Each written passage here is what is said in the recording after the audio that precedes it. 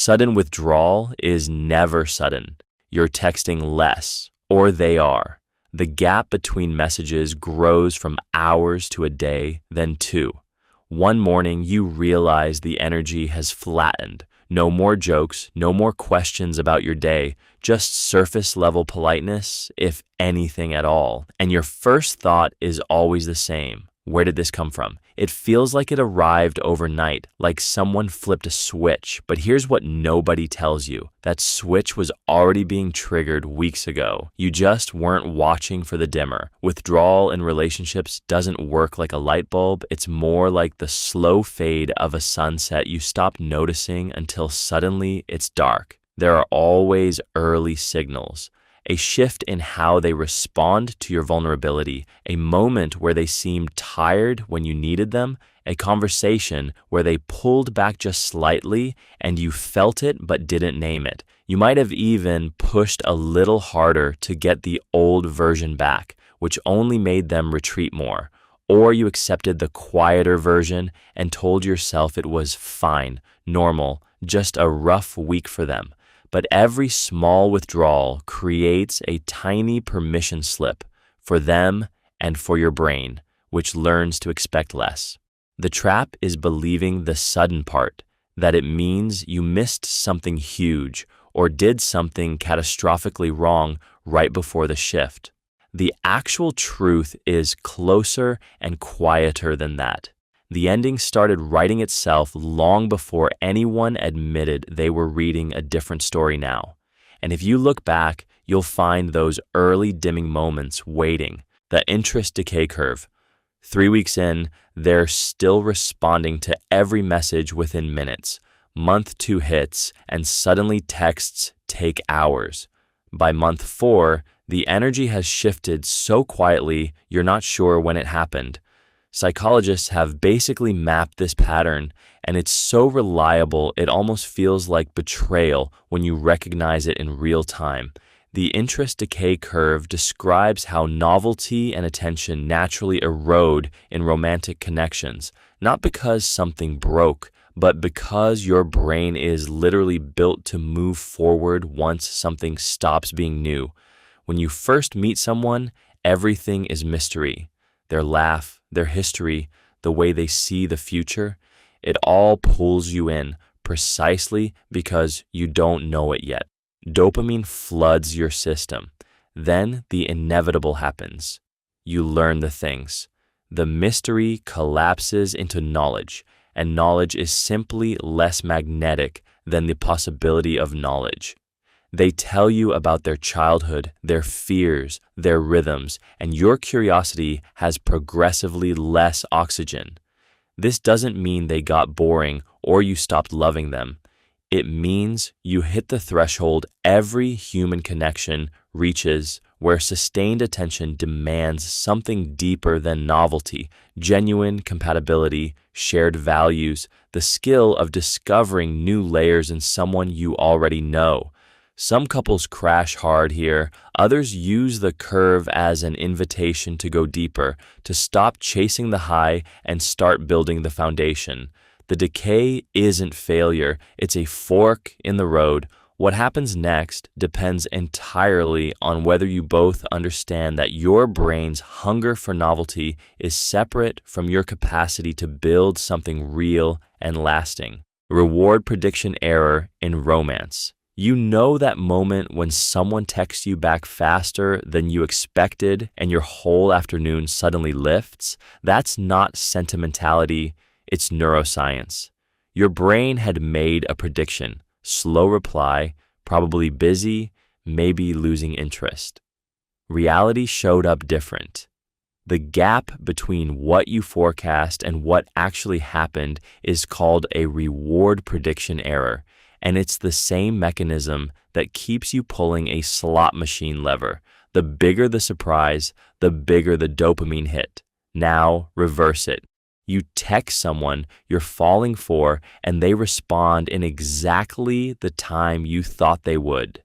No gap, no surprise, no chemical reward. The interaction feels flat, even though nothing bad happened. That's the trap of stability in early romance. The beginning is designed to feel electric because everything is novel and unpredictable. They laugh at a joke you didn't think was funny. They remember something small you mentioned. They suggest a date you never would have thought of. Each micro surprise rewires you, but here's where it cuts. The moment someone becomes predictable, your brain stops releasing the chemical that made them feel magical. Not because they changed, because your predictions improved. They're no longer exceeding your forecast, they're meeting it. Meeting it feels like decline. The people who leave when things get comfortable are often chasing that gap, that high. It's why early stage is intoxicating and settled stage feels like plain water. This won't make stability feel like electricity, but it might help you recognize when you're confusing boring with predictable, and when you're grieving the loss of surprise instead of actually losing the person. Dopamine tracks novelty, not value. You know that feeling when you first start dating someone. Their laugh seems perfect, their quirks seem charming, even their boring stories about work feel magnetic. 3 months later, the same laugh feels normal. The same quirks feel like character flaws. Your brain hasn't changed its opinion about them. Your brain has simply stopped flooding you with dopamine. That chemical isn't rewarding you for having found someone good. It's rewarding you for having found something new. The moment the newness wears off, the reward system goes quiet. This is not a personality flaw in you. This is how your ancient nervous system works. Dopamine spikes at discovery, not at consistency. A predictable partner, no matter how kind or reliable, registers as less stimulating than the uncertainty you felt at the beginning. Your brain literally produces fewer feel-good chemicals when something becomes familiar. This is why people often get restless. It's not that the person got worse, it's that your dopamine stopped treating them like a jackpot. The dangerous part is mistaking this neurochemical fade for a signal that you chose wrong, that the spark is gone means they are no longer right for you. But sparks are not meant to stay at peak. They settle into something steadier, something that lets you actually build a life instead of chasing a constant hit. The trick is recognizing when your brain is lying to you about compatibility versus when it's simply telling you the truth about how its reward system works. That pause, that moment of doubt, might just be chemistry, not destiny. Uncertainty is the attraction fuel. Remember that person who kept you up at night because you couldn't quite figure them out? They texted back sometimes fast, sometimes slow. They seemed interested, then distant. You couldn't read the pattern, so your brain wouldn't let it rest. You replayed conversations, analyzed word choice, felt alive. Now picture someone predictable, always enthusiastically available, always says the right thing, always returns your energy exactly, safe, boring. Your mind checked out after 2 weeks. That gap between what you want to know and what you actually know is where attraction lives. Your brain is a prediction machine, and it gets bored the second it stops working. When someone is slightly unpredictable, not erratic, but genuinely hard to pin down, your attention gets caught like a splinter. You want to solve them. You want the missing piece. The uncertainty creates a little itch that feels like desire. This is why people lose interest the moment they win someone, the moment they become legible and guaranteed. The chase ends. The prediction model completes. Boring. But too much uncertainty becomes painful, not attractive. You need just enough mystery to keep your brain engaged without feeling fundamentally unsafe. The people who keep you interested longest are those who are consistently good to you but remain genuinely themselves, not performing, not trying to please you into staying. They have their own thing going. You don't quite know what they're thinking or what they'll do next. That sweet spot, that person with their own life and their own mind, is the one your brain will keep working on long after the initial spark should have faded. Certainty kills the slot machine. You've probably noticed that dating is most exciting when you don't know if they'll text back. The moment they do, consistently, warmly, reliably, something flattens. Not because they're worse, but because the game changed. Your brain was running on intermittent reinforcement, which is the most addictive pattern known to neuroscience. A slot machine doesn't hook you because you always win. It hooks you because you might. Uncertainty is the drug. The second someone becomes predictable, your dopamine system starts shopping elsewhere. This is why people panic when a relationship stabilizes. It's not that they've fallen out of love, it's that love without the question mark feels boring to their nervous system. And here's where it gets tricky. The person who suddenly loses interest isn't necessarily cruel or commitment phobic.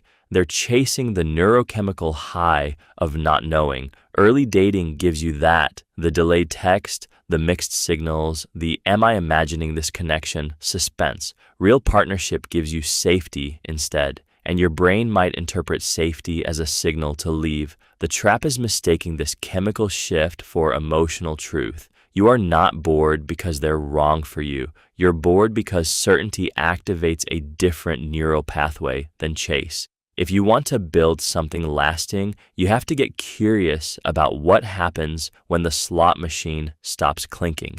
Can you find juice in knowing someone deeply? Can you chase something deeper than the uncertainty itself? Maybe mystery that comes from actual discovery rather than withholding? That's the move from infatuation to actual connection, from needing the game to wanting the person. Intermittent reinforcement builds obsession. You text them on Monday, nothing for 6 hours. Then suddenly, Wednesday afternoon, they're asking how your day was and using 3 emojis. The rush you feel is not proportional to those 3 emojis. It's the unpredictability doing the work. Your brain has learned that affection is a slot machine, and you've just pulled the lever again.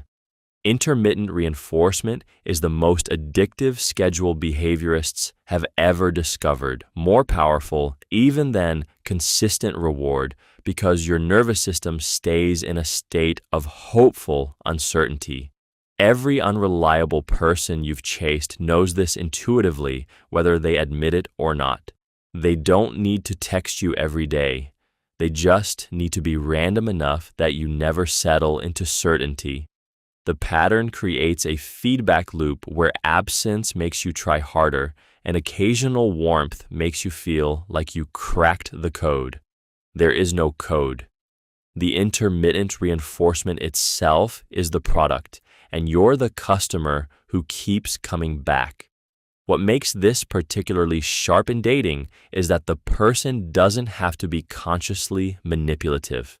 They can simply be avoidant, busy, or emotionally unstable, and your attachment system will misinterpret the chaos as a challenge worth solving. The stakes feel higher because the outcome feels uncertain. If you're organizing your phone checking around their patterns or feeling genuine highs when they finally respond, that is not love signaling compatibility. That's your reward system being hijacked. The real skill is knowing the difference between someone who is unavailable and someone who is available but inconsistent. One might surprise you, the other almost certainly won't. Variable reward and the chase loop. You text someone you like and wait. 3 hours later, they reply with a paragraph. You feel a rush. Next time you text, they reply in 6 minutes. The dopamine hits smaller because you expected it. Then nothing for 8 hours, and suddenly a voice note at midnight that makes your heart race all over again. That inconsistency isn't bad luck. It's a trap engineered into slot machines, and it works exactly the same way on your nervous system. When rewards come on a random schedule, your brain doesn't adapt. It stays alert. It stays hungry. It keeps reaching. You might read every text twice, looking for hidden meaning because sometimes there's real depth packed in there, and sometimes it's just, okay, lol. The uncertainty keeps you hunting. This is why people stay obsessed with someone genuinely unavailable or cold half the time, and why breaking that pattern is harder than with someone consistently warm or consistently distant. Your brain learned that persistence might pay off. The next spin could be the one. If you're the one creating that variable reward without noticing, you're probably doing it because you're anxious or avoidant too. You reply fast when you're lonely, slow when distracted, and that randomness feels true to your mood in the moment.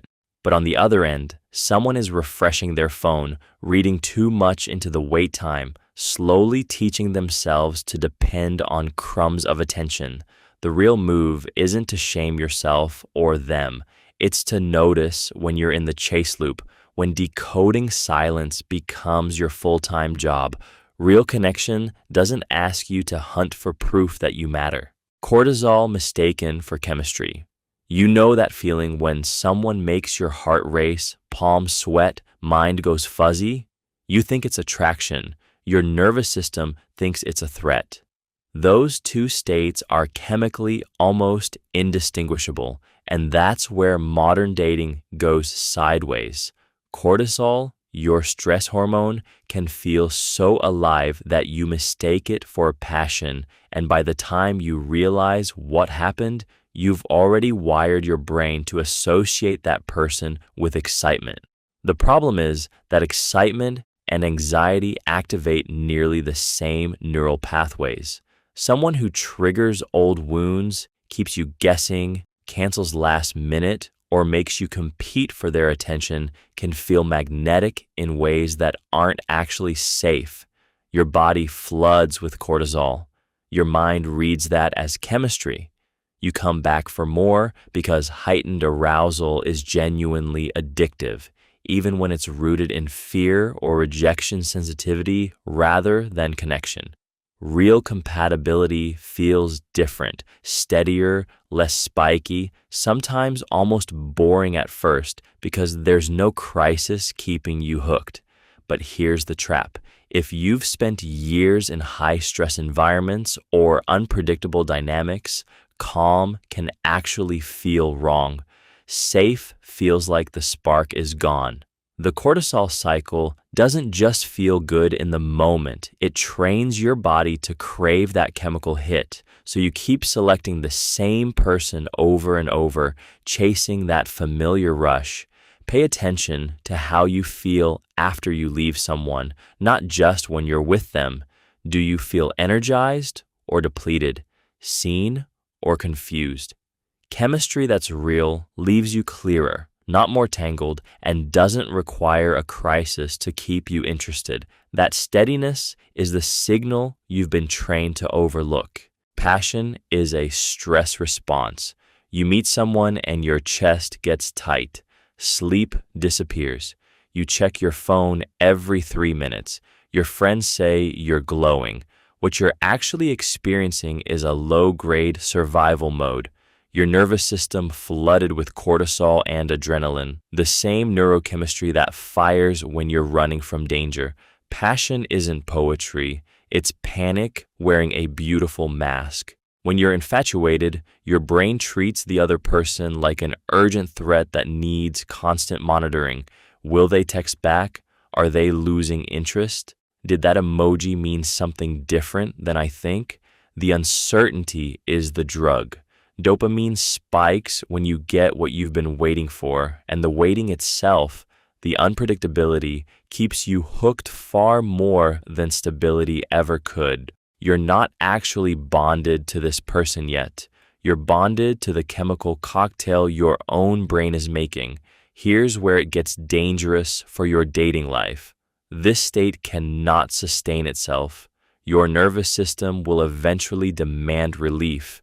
The intensity that felt like love will start to feel like exhaustion, and when the adrenaline finally crashes, when texts come predictably, when there's no mystery left, when the threat has been resolved into actual safety, you mistake the chemical drop for losing feelings. So you end it, or you become restless and cold, chasing that stress response with someone new.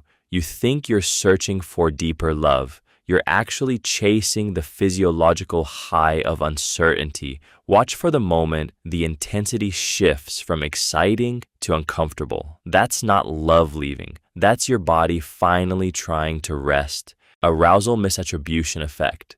You meet someone at a concert, the bass is loud, your heart is racing, your palms are sweating, and you feel magnetic attraction. You're convinced it's them. It's not. Your nervous system is flooded, and your brain is borrowing that arousal and pinning it to the nearest face. This is arousal misattribution, and it wrecks clarity every single time. Here's how it works. Your body doesn't separate the sources of excitement. A scary movie, a run, an argument, coffee at midnight, they all spike the same physiological alarm. Your pupils dilate, adrenaline spikes, and your brain, which is lazy about detail work, grabs the nearest explanation. It must be this person. The state you're in gets mislabeled as attraction when it's really just noise. This is why terrible first dates sometimes work. You're both nervous, you're both slightly afraid. That fear floods your system in exactly the same way as desire does, and the two blend together.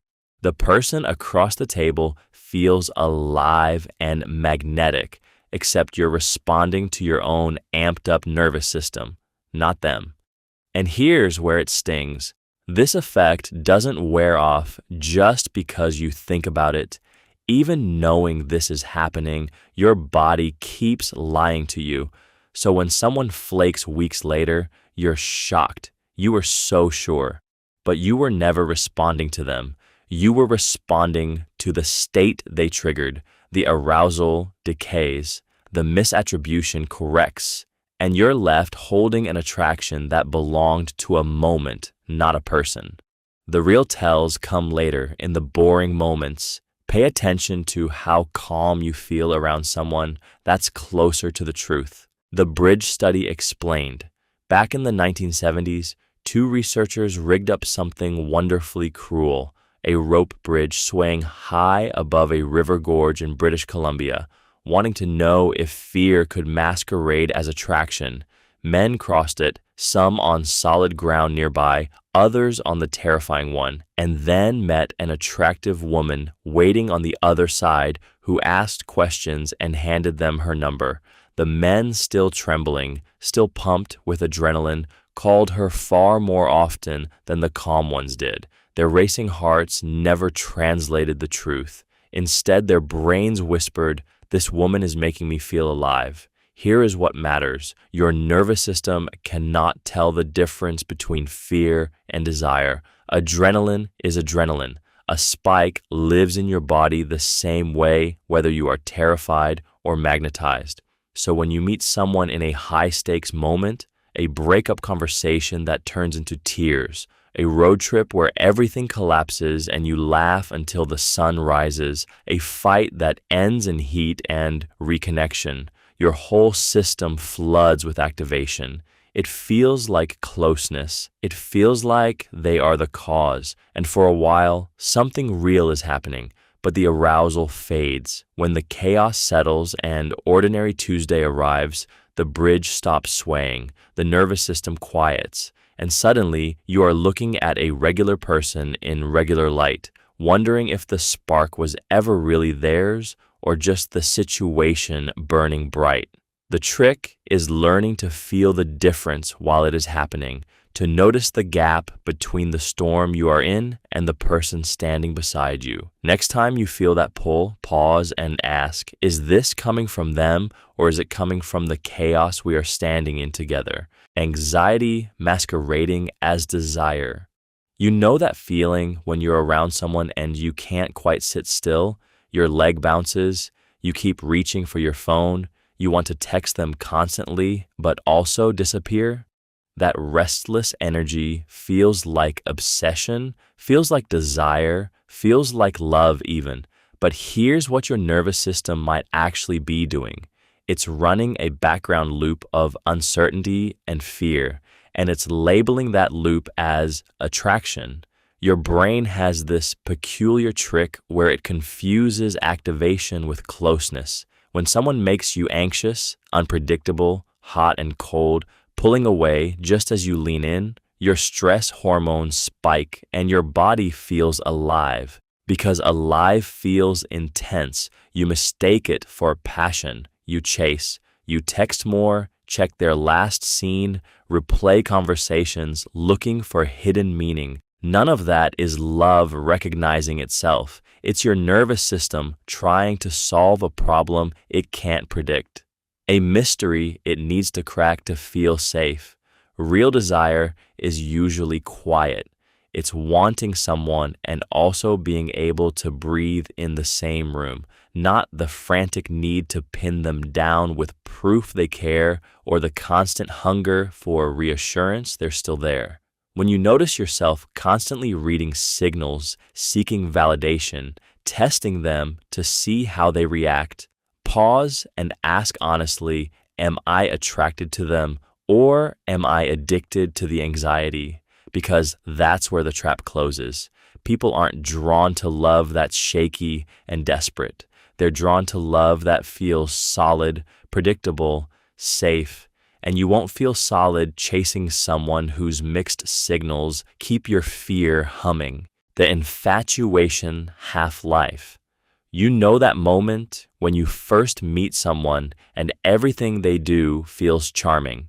They text back in 3 minutes and you feel seen. They laugh at your joke and suddenly they get you in a way nobody else does. Your nervous system is flooded with dopamine and norepinephrine, chemicals that literally make you believe this person is different, special, the one. Neuroscience calls this the infatuation phase, and it has a shelf life about 6 to 12 months depending on proximity and how often you're actually together. After that, something quietly shifts. The neurochemistry normalizes. Their 3-minute text response starts to feel ordinary. Their laugh becomes just a laugh. The spell doesn't shatter all at once. It decays like radioactive material losing half its intensity every few months.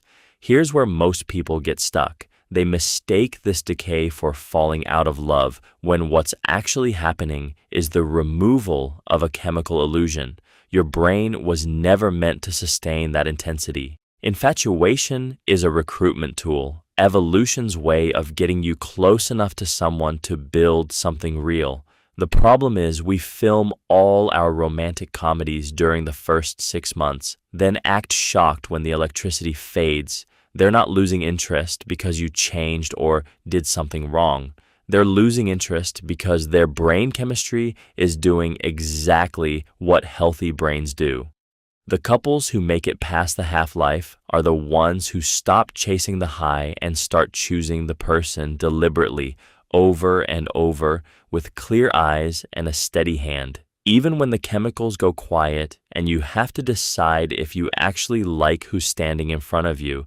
Limerence versus attachment. You know that moment when someone stops texting back and your stomach drops? When you find yourself refreshing their Instagram at 2 a.m., replaying conversations for hidden meanings, analyzing the length of their last message like it's scripture? That's not love yet. That's limerence, and it feels exactly like love, which is why so many people mistake it for the real thing.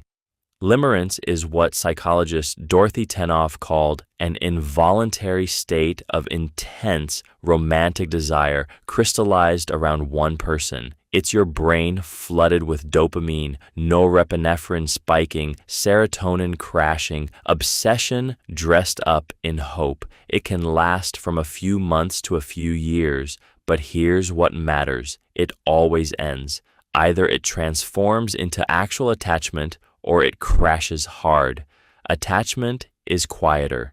It doesn't need constant validation because it's rooted in genuine knowledge of who someone is, their flaws, their rhythms, their small kindnesses. Attachment is the person you want to call when something small happens, not because you think they'll save you, but because they make the mundane sharper. It builds slowly through real trust, through showing up when it's inconvenient, through being known and choosing to stay anyway. Most people who say their partner lost interest were actually in limerence together, and when the dopamine normalizes, when reality replaces the fantasy, they confuse the fade with falling out of love.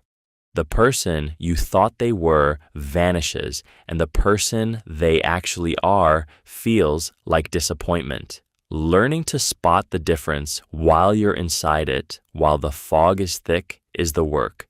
Limerence makes you obsess. Attachment makes you stay, falling for the imagined version. You meet someone who is kind, funny, a little emotionally guarded, and your brain immediately does something sneaky. It doesn't just register who they are right now, it also builds a second person, the one they could become if they tried, if they opened up, if they met someone who understood them. Both versions exist in your head at the same time, and you're not entirely sure which one you're actually dating. The imagined version is perfect because it has no contradictions, no inconvenient habits, no days where they're tired and distant. It has all the texture of a real person, but none of the friction. Then something shifts. They choose something that proves they're not that second person. They pull away when you lean closer. They make a choice you didn't predict. They stay the same instead of growing toward your vision of them. And suddenly, it stings in a way that feels way bigger than who they actually are. You're not grieving them, you're grieving the person your brain invented and fell in love with first. The real trap is that the imagined version is almost always more interesting, more present, more devoted than the actual human sitting across from you. Real people have bad days, conflicting needs, their own agendas that don't include your hopes for them. So you keep showing up to fix the gap between version 1 and version 2, and they keep not knowing why you seem disappointed in someone who is already trying. The early fade often isn't about them losing interest. It's about you finally seeing which person you're actually with. Overexposure collapses projection space. You know that feeling when someone texts you constantly, every coffee, every thought, every mundane moment, and suddenly you feel less excited to hear from them? That's not about them being annoying or draining. That's about a gap closing that your brain actually needs for attraction to survive. When you barely knew them, your imagination had genuine room to run. You could project your hopes, your ideals, your fantasy version of who they might be onto someone you saw only occasionally. Mystery creates space for projection. The real person was almost beside the point, a canvas for whatever you needed them to be. But then they text every morning. You see their chaotic sleep schedule, their petty grievances, their ordinary jokes that land flat or embarrass you both. The gap between the fantasy you built and the actual human shrinks to almost nothing. And here is what stings. It's not that they got worse. It's that you lost the room to imagine them as better, as more. That projection space collapsed entirely. The early heat of attraction often lives in that gap. The parts you invented, not the parts that were actually there. So, overexposure doesn't kill attraction because someone became flawed. It kills it because you finally see their real flaws instead of the ones your mind could forgive. You can't unsee that. The text chains, the constant availability, the endless sameness of seeing the real version. It fills the space where possibility used to breathe. There's a reason people feel most alive in relationships early on. They're still guessing. If you want to keep attraction alive longer, sometimes you need to stay slightly mysterious to them, and more importantly, to yourself, because your own mystery about who they might be is what sustains the spark. The mystery budget runs out. There's a particular moment in dating that doesn't get talked about enough. It's the moment when someone stops guessing who you are. In the early weeks, everything about you is a puzzle. The way you laugh, why you chose that word, what you meant by that text sent at midnight.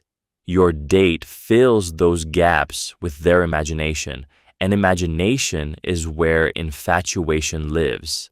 They're not falling for who you are yet. They're falling for the story they're writing about who you could be. You're a mystery, and mystery is currency in attraction, but mysteries have a shelf life. The more time you spend together, the more you reveal. Your habits surface. Your actual sense of humor becomes visible, not projected onto you. Your fears and walls and small contradictions get real instead of romantic.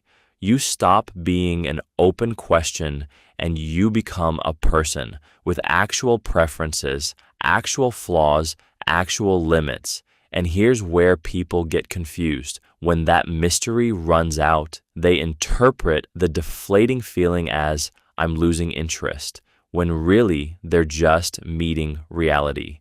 Some people chase the mystery forever. They'll pull back right when you're becoming real, because real is never as exciting as imagined. They mistake that old buzz, that electric uncertainty, for love. So they leave, find someone new, start writing fresh stories, and repeat. But staying through the mystery budget running out when you're choosing the actual person instead of the potential, that's where real interest actually begins. The question isn't whether they've lost interest.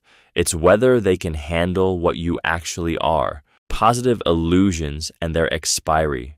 You know that moment 3 months in when you still think your new partner is basically flawless, or at least flawlessly right for you? That's not delusion. That's your brain doing something surprisingly smart. Psychologists call it positive illusion, and it's a real mechanism.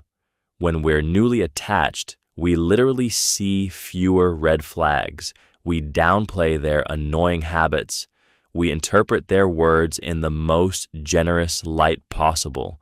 Your partner leaves dishes in the sink and you think, oh, they're just distracted by work stress, when with someone else you might think they're a slob. That rosy lens isn't a bug, it's a feature. It buys the relationship oxygen, allows genuine connection to build before reality settles in. But here's the sharp part. Positive illusions have an expiry date, and that date is different for everyone. Some relationships dissolve right at that moment, when the filter clicks off and you finally see the actual person instead of your projection. Others survive the shift beautifully because the real person underneath turns out to be genuinely compatible, or because both partners are willing to grow. The real danger isn't that illusions exist, it's mistaking them for evidence of lasting compatibility. You fall hard because your brain is generous, not because you found your soulmate.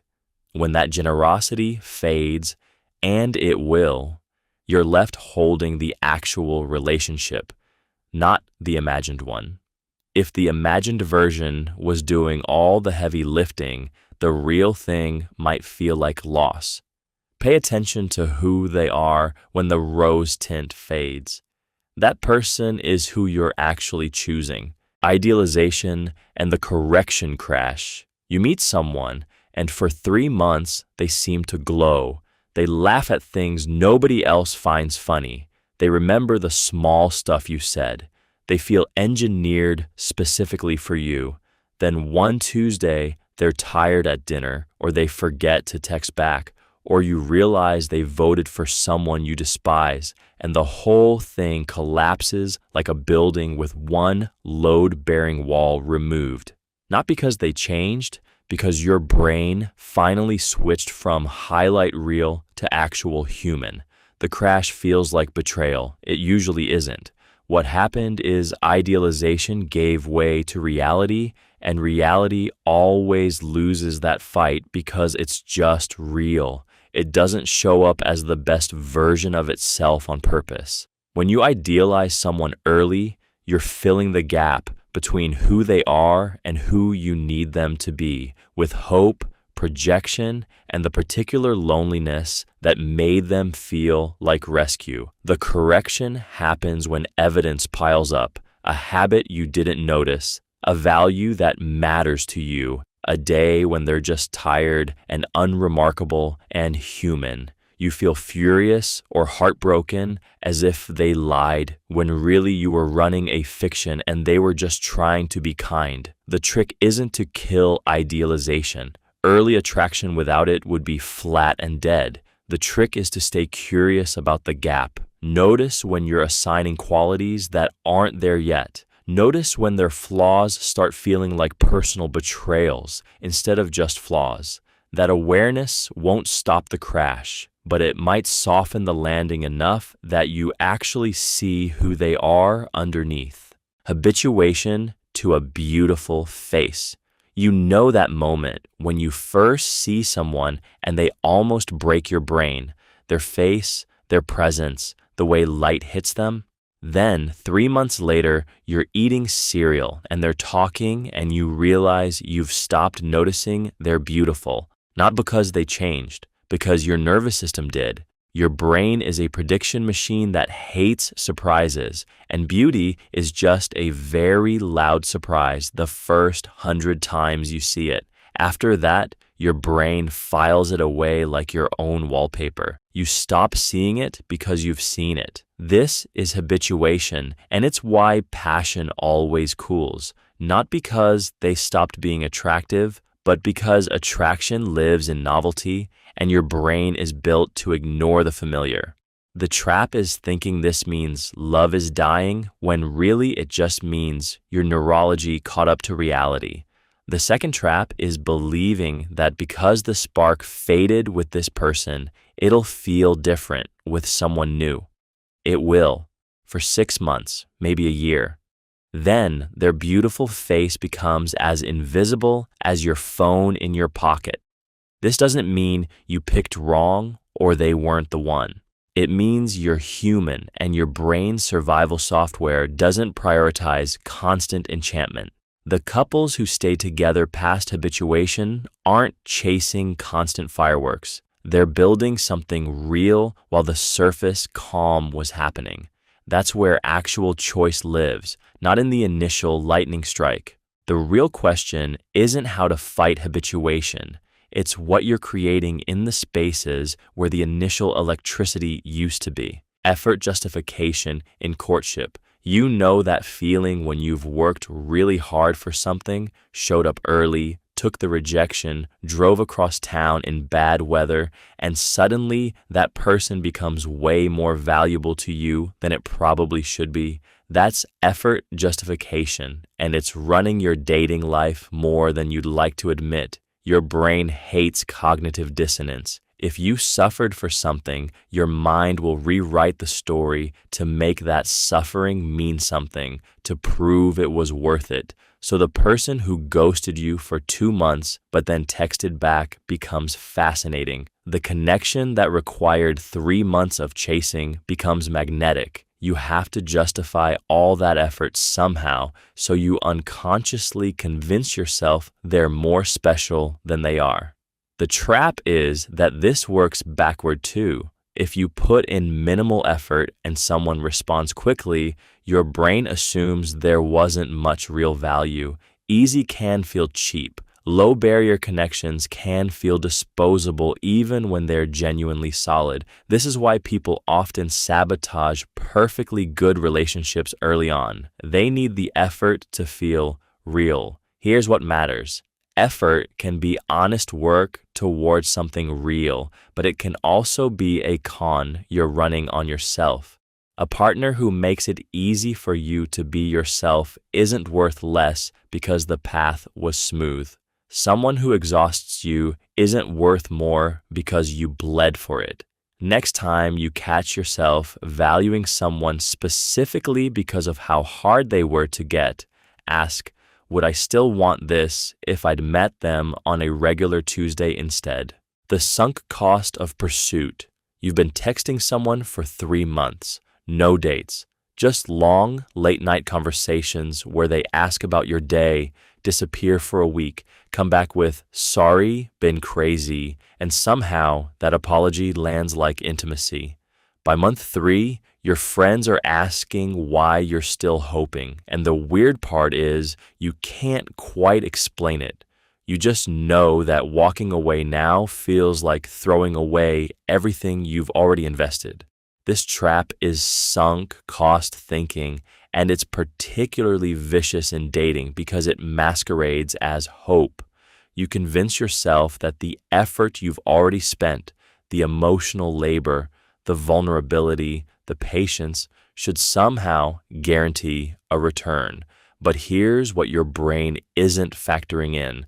Nothing you've already done has any power over what happens next.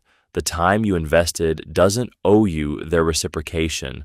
The vulnerability doesn't obligate them to show up. Sunk costs are real in your memory. They're invisible to the other person. And that asymmetry is where you get stuck, betting future emotional energy on past emotional energy, hoping the universe will balance the books. But the universe doesn't balance books. People do. If someone isn't meeting you halfway now, 3 months of patience won't rewire their habits or change their priorities. They're not a puzzle waiting for the right amount of effort. The move is clean. Ask yourself if you'd make the same choice today, starting from 0. Not what have I already given, but what am I actually getting right now in this moment from this person? That question, asked honestly, usually answers itself before you finish asking it. Chase drive versus real preference. You know that feeling when someone's finally texting you back and suddenly they're all you can think about? That rush, the refreshing, the little calculation of whether to reply fast or wait, all of it designed to keep them interested. Here's the thing, nobody says out loud, that chase feeling is not evidence that you actually like them. It's a neurochemical state. It's your brain on scarcity and uncertainty, and it's absolutely intoxicating. The problem is this gets mistaken for real desire, real connection, real preference. When someone is aloof or hot and cold, you don't actually know them better. You just have less data, which means more space for your imagination to fill in the blanks. Your brain loves a puzzle. It will convince you the puzzle is worth solving, that the person inside it is extraordinary. But the puzzle is doing the work, not the person. Real preference is quieter. It's knowing someone's annoying habits and still wanting them around. It's feeling relief, not anxiety, when they text. It's choosing them when they're being normal, not just when they're withholding. Here's the trap. The moment someone becomes available and consistent, you might feel the spark dim, and you'll think it means they're not right for you. But what actually happened is the chase ended, the drug wore off, and now you're meeting the actual human, not the mystery you built. If you notice yourself way more invested in people who are unavailable or unpredictable, pause. Ask whether you're attracted to them or attracted to the feeling of being needed. The game, the validation of finally winning, that clarity alone shifts everything. Scarcity signals inflate perceived worth. Watch what happens the moment someone tells you they're leaving town in a week. Suddenly, they look different. You remember things you haven't thought about in months. You text back faster. You suggest dinner on a Tuesday when you've said no to that exact idea before. Nothing about them changed except the deadline, but your brain just rewired their entire value in real time. This is scarcity at work, and it is ruthless. When something is about to disappear, your nervous system mistakes that for importance. It's an evolutionary trick that worked great when food was actually scarce or mates were hard to find.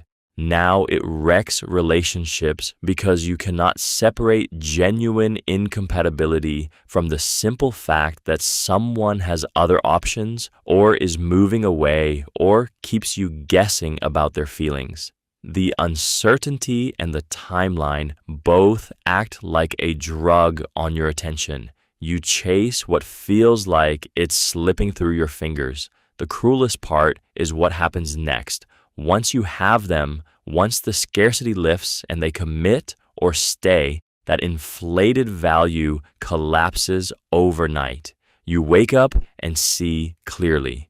You wonder why you pushed so hard for someone who maybe wasn't right at all. They sense it too. They feel the shift from desperate pursuit to neutral distance, and often they pull away because now you are the common resource, the always available one.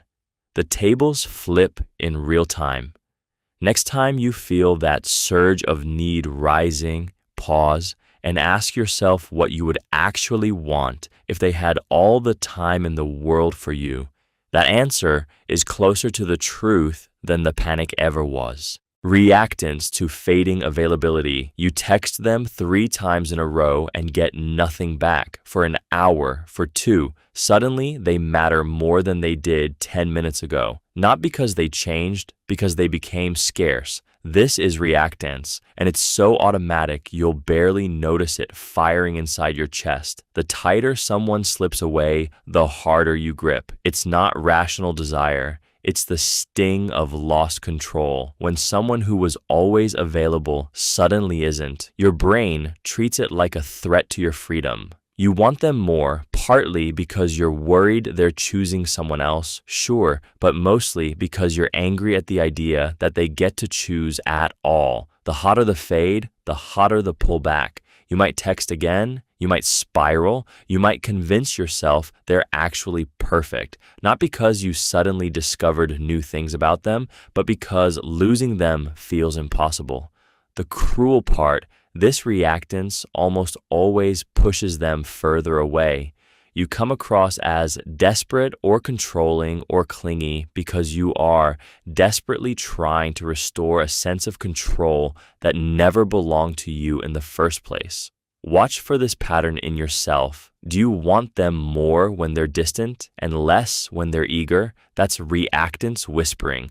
The move here is cold and unglamorous. When someone starts to fade, pause.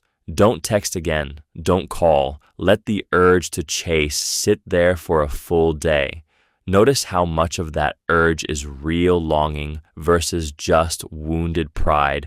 The ones worth keeping want you back anyway. The pursuit-predator switch. You've noticed it happen 100 times. A person chases you hard, texts constantly, remembers every small thing you said, builds momentum like they're racing toward a finish line. Then you finally say yes, soften toward them, start reciprocating the energy, and suddenly they vanish. Not ghosting exactly, but something colder. Shorter texts, slower replies. The hunter becomes distant. What switched? It wasn't you. It was the game itself. The chase was the dopamine, not you, the chase. Human brains are wired to value what requires effort, what resists us, what we have to work for. It's not romantic or cruel. It's ancient hardwiring, A predator's brain is flooded with focus chemicals when stalking prey. Cortisol, adrenaline, the whole cocktail that makes you feel alive and sharp. The hunt is everything, but the moment the prey stops running, the neural patterns shift. There's no more resistance, no more puzzle to solve. The conquest is complete, and boredom floods in before you even realize it happened. This doesn't mean everyone who pursues you will do this. Some people do the harder work of redirecting that focus intensity toward building something real with you. But it does mean that relentless pursuit, while intoxicating, isn't always love. Sometimes it's addiction to the hunt itself. The warning sign isn't their intensity early on, it's whether that intensity survives the moment you reciprocate and the chase ends. Real interest learns to shift gears. It gets quieter, more curious, more about building than winning. The predator switch flips when the kill happens. So watch what someone does when you stop running. That's where the truth lives. Approach avoidance oscillation. You know that person who texts you constantly for 2 weeks, then ghosts for 5 days without explanation? Or the one who swears they love you but keeps one foot perpetually out the door? That's not random cruelty. That's approach avoidance oscillation, and it happens because they want you and they're terrified of you in almost the same breath. The closer they get, the more their nervous system screams danger, so the pull-away reflex fires automatically. Then distance makes them lonely, so they come back. Repeat, exhaust you. What makes it so sticky is that the person doing it usually doesn't see the pattern at all. They experience it as genuine desire followed by genuine need for space. Both feel real because both genuinely are. The trap is what happens on your end. Each time they disappear, you chase a little harder. Each time they return, you invest more, secretly hoping this time the cycle breaks. It doesn't. You're not dealing with someone undecided. You're dealing with someone whose attachment system is genuinely at war with itself. They can't sit in closeness without panic, and they can't sit in distance without regret. Here's the hard part. You can't fix this by being more reassuring, more perfect, or more available. That feeds the machine. The only real move is to notice when you're in it, name it clearly, and ask them if they see it too. If they can't or won't, then you're staring at their attachment injury, not your failure. Sometimes the kindest thing you can do is step off the ride and let them learn what stillness actually feels like. The intimacy thermostat.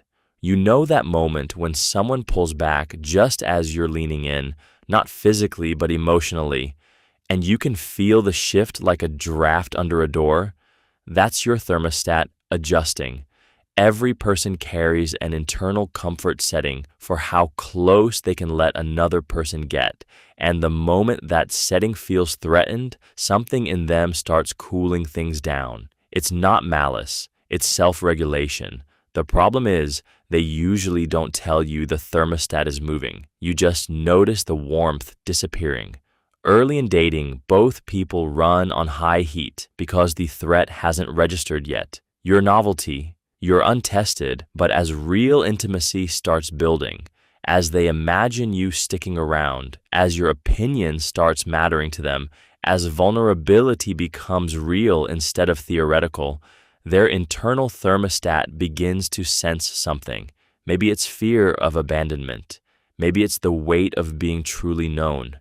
Maybe they watched their parents' closeness turn to control, and now proximity feels like a cage.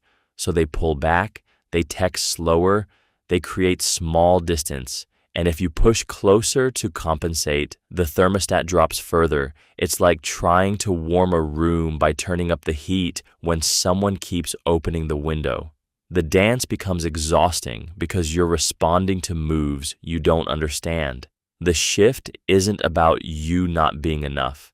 It's about them hitting the edge of what feels safe. Recognizing that changes everything, because it means the solution isn't trying harder. It's creating space for them to adjust their own dial at their own pace. Distancing after emotional exposure. You tell them something you've never told anyone. Your chest is tight. You're vulnerable in a way that feels almost dangerous. And then, maybe hours later, maybe the next day, they seem different, less warm. Maybe they're just tired, but your nervous system doesn't believe that story. It believes you showed too much and now they're pulling away. Here's what's actually happening. They're not rejecting you, they're reacting to being seen. When someone lets you into their interior world, when they cry in front of you or admit a fear they've never named aloud, something destabilizing happens on their end too. You've now witnessed their unguarded self, and that exposure can feel like they've handed you a weapon. People often respond to that panic by creating distance, not because they regret the closeness, but because they need to regain control over who knows what about them. It's a protection reflex that looks like coldness from where you're standing. The trap is reading this distance as rejection, when it's actually their fear of being fully known. They're not leaving, they're building a temporary wall between the exposed part of themselves and the world. What matters is what comes next. Do they come back through that wall once the fear settles? Most do. The ones who don't were never ready for that kind of intimacy in the first place. So when the withdrawal hits, sit with the discomfort without spinning stories about your own worth. Their distance isn't a verdict on you. It's their fear of vulnerability reflected back at you. The vulnerability hangover. You know that feeling the morning after you've told someone something real, or something you don't usually say out loud. Your chest feels lighter, but your stomach feels wrong. You replay the conversation and cringe. Why did you say that? You suddenly want to pull back, reorganize the walls, pretend last night didn't happen. That's the vulnerability hangover, and it derails more relationships than you'd think. Here's what's actually happening. When you open up to someone, your nervous system takes a real risk. Your brain registers exposure, and exposure biologically feels unsafe at first. So the next day, your mind does something self-protective. It starts reinterpreting what happened. Maybe she seemed uncomfortable. Maybe he's going to use it against you. Maybe you were too much. None of these stories need to be true, but they feel plausible because vulnerability genuinely did happen, and your body is recovering from the intensity. The trap is this. Just as intimacy was starting to deepen, you ghost, pull away, or become distant. You text less. You're suddenly busy, and the person on the other side thinks you lost interest when really you're scared. They mirror your withdrawal because withdrawal reads like rejection, and the connection dies before it had a chance. The move isn't to force yourself to stay vulnerable, it's to name what's happening. When you feel that cringe and urge to hide, pause and acknowledge, I'm having a hangover from being real, not evidence that I made a mistake. Then stay put for one more conversation, even if it feels awkward. That single reset often dissolves the fear. Post-intimacy withdrawal. You wake up the morning after everything felt perfect and something has shifted. The person who held you close is suddenly scrolling their phone, shorter with their words, not quite reaching for you the same way. What you're watching is not mysterious. It's a biological and psychological crash so common it barely gets named, and understanding it might save you from mistaking a real loss for a temporary recalibration. During sex and deep physical intimacy, your brain floods with dopamine, oxytocin, and serotonin, the chemicals of bonding, pleasure, and trust. Your nervous system is literally flooded. When the moment ends, those chemicals drop fast. Within hours or a day, your brain has to regulate back to baseline, and that crash can feel like loss, like regret, like sudden coldness towards the other person, even if nothing about them changed. Sometimes the withdrawal is mild. Sometimes it's enough to make someone pull away, get critical, pick a fight, or feel uncertain about the whole relationship. The cruelest part is they may not even know what's happening. They just feel weird, disconnected, and less sure. It's not always about you. Sometimes it's about their nervous system recalibrating. But some people withdraw more dramatically because intimacy also triggers fear underneath. Of being known, of losing independence, of vulnerability, and then abandonment. Sex wakes those fears up. The move here is patience, not pursuit. Don't chase them back to certainty. Give them space to land. And if this becomes a pattern where they withdraw hard every single time, that tells you something different about whether they're safe for consistent closeness. Shame after being fully seen. There's a peculiar moment in intimacy where you feel less safe after vulnerability than before it, where opening up doesn't bring relief, but a sudden cold spike of regret. You've shown them the softer parts, the insecurities you don't advertise, maybe the way you cry, or the thing you're afraid you're not good enough for, and then something shifts. They're still there, still looking at you, but now you're hyper aware of every flaw they've just witnessed. That's not closeness hitting you, that's shame arriving precisely because they saw you clearly. The trap is that shame whispers a story. If they really knew who you are, they'd leave.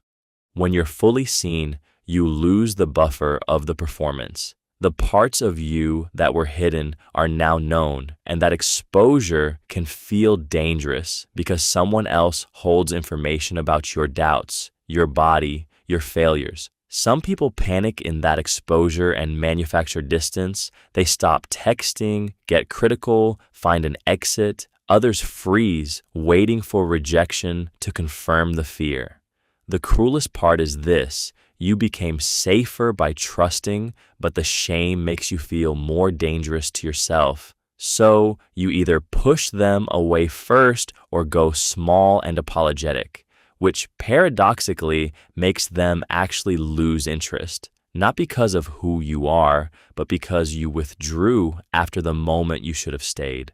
The move here is recognizing that shame's lie isn't something the other person created. It's your nervous system misfiring at the absence of a mask. That sound in your chest that says, they'll leave now, that's not evidence of their judgment. It's just your own fear talking back to you, and you don't have to listen. Engulfment fear in avoidance. There's a moment in most avoidant relationships when everything feels fine, and then your partner texts you 3 times in a row asking how your day went, and suddenly you can't breathe, not because they did anything cruel, they were just being normal, but to you, that repetition feels like a hand closing around your throat. That's engulfment fear, and it's not about the person reaching out. It's about what their reaching feels like. Erasure. Loss of self, drowning in another person's need. Avoidance usually grow up in environments where closeness meant chaos or control, where love came with strings, or where someone else's emotions became your emergency. So your nervous system learned early that connection equals suffocation. Now, when someone you care about wants more of you, your body doesn't read it as, I love you. It reads it as, I'm going to consume you. And you run, not because you don't care, but because getting close feels like self-defense. Your own skin starts to feel like a cage. The trap is that you often leave right when things get real. A partner shows vulnerability, asks for consistency, mentions a future, and suddenly they're too much. You pull back hard, sometimes with cruelty, sometimes with ghosting. You tell yourself they were clingy, that they wanted too much. But the truth is simpler. Their needs triggered your oldest fear. The relationship didn't fail because they were wrong for you. It failed because their normal felt like your emergency. And you chose escape over the slow, terrifying work of learning that love doesn't have to be suffocation. Avoidant deactivating strategies. You're 3 months in with someone genuinely good for you, and suddenly you start noticing everything wrong. The way they laugh, their taste in music, how they fold their socks, not because anything changed, because your nervous system got scared, that internal voice that says, too close, too dependent, too much to lose, just switched on, and now your brain is working double time to make the relationship feel like a mistake. That's deactivating. It's the avoidant person's escape hatch disguised as clarity. When intimacy starts to feel like drowning, the anxious part wants to cling tighter, but the avoidant part does something more cunning. It manufactures reasons to pull away.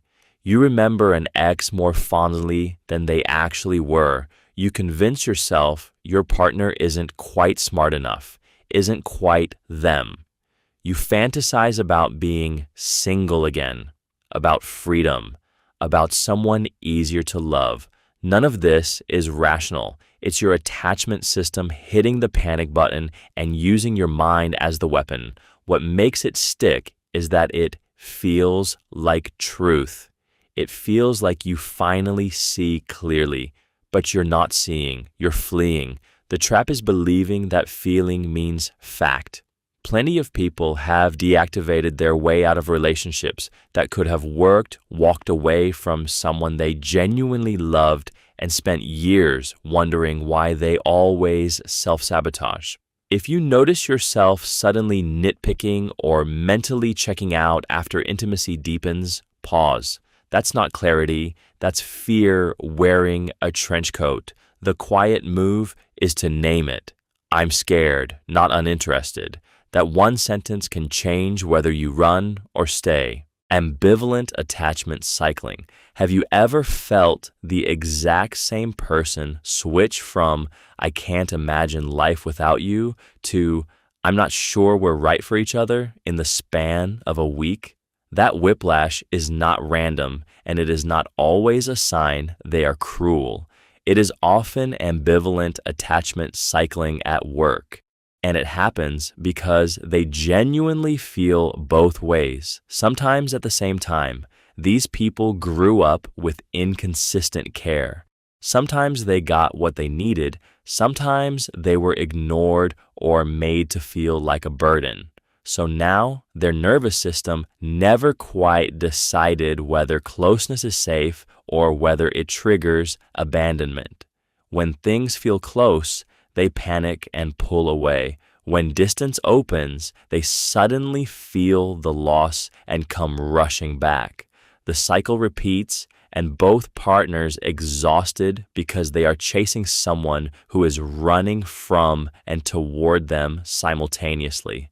What makes this maddening is that the person cycling often blames the relationship itself for the discomfort. Not recognizing their own nervous system is the real antagonist. They leave because they feel trapped. They return because leaving feels worse. If you are on the receiving end of this, the hardest truth is that consistency from you will not fix it. Therapy and self-awareness from them will. If you are the one cycling, the first move is to notice the pattern itself, to track when you swing and what triggers the pendulum. Awareness does not dissolve the cycle overnight, but it stops you from mistaking your own fear for clear judgment about the relationship. Anxious pursuit, avoidant retreat. You text twice, no reply. So you text again, and as you're refreshing, checking if they read it, something inside them is watching this happen and pulling away harder. This is the dance that kills more relationships than almost anything else, and it happens because two different nervous systems are trying to solve the same problem in exactly opposite ways. When you're anxious, your brain reads distance as danger, a sign they don't love you, don't want you, are leaving. So you reach out more, ask for reassurance, try to close the gap.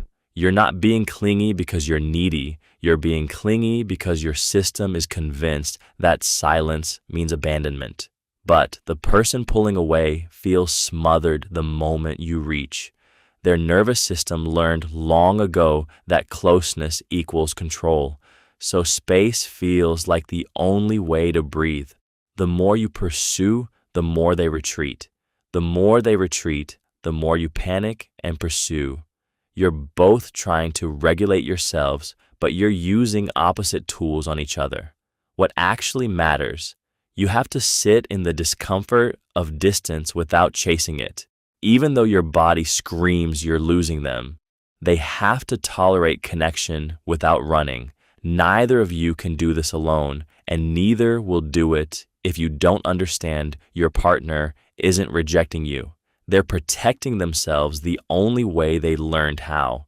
The real shift isn't more contact or more space.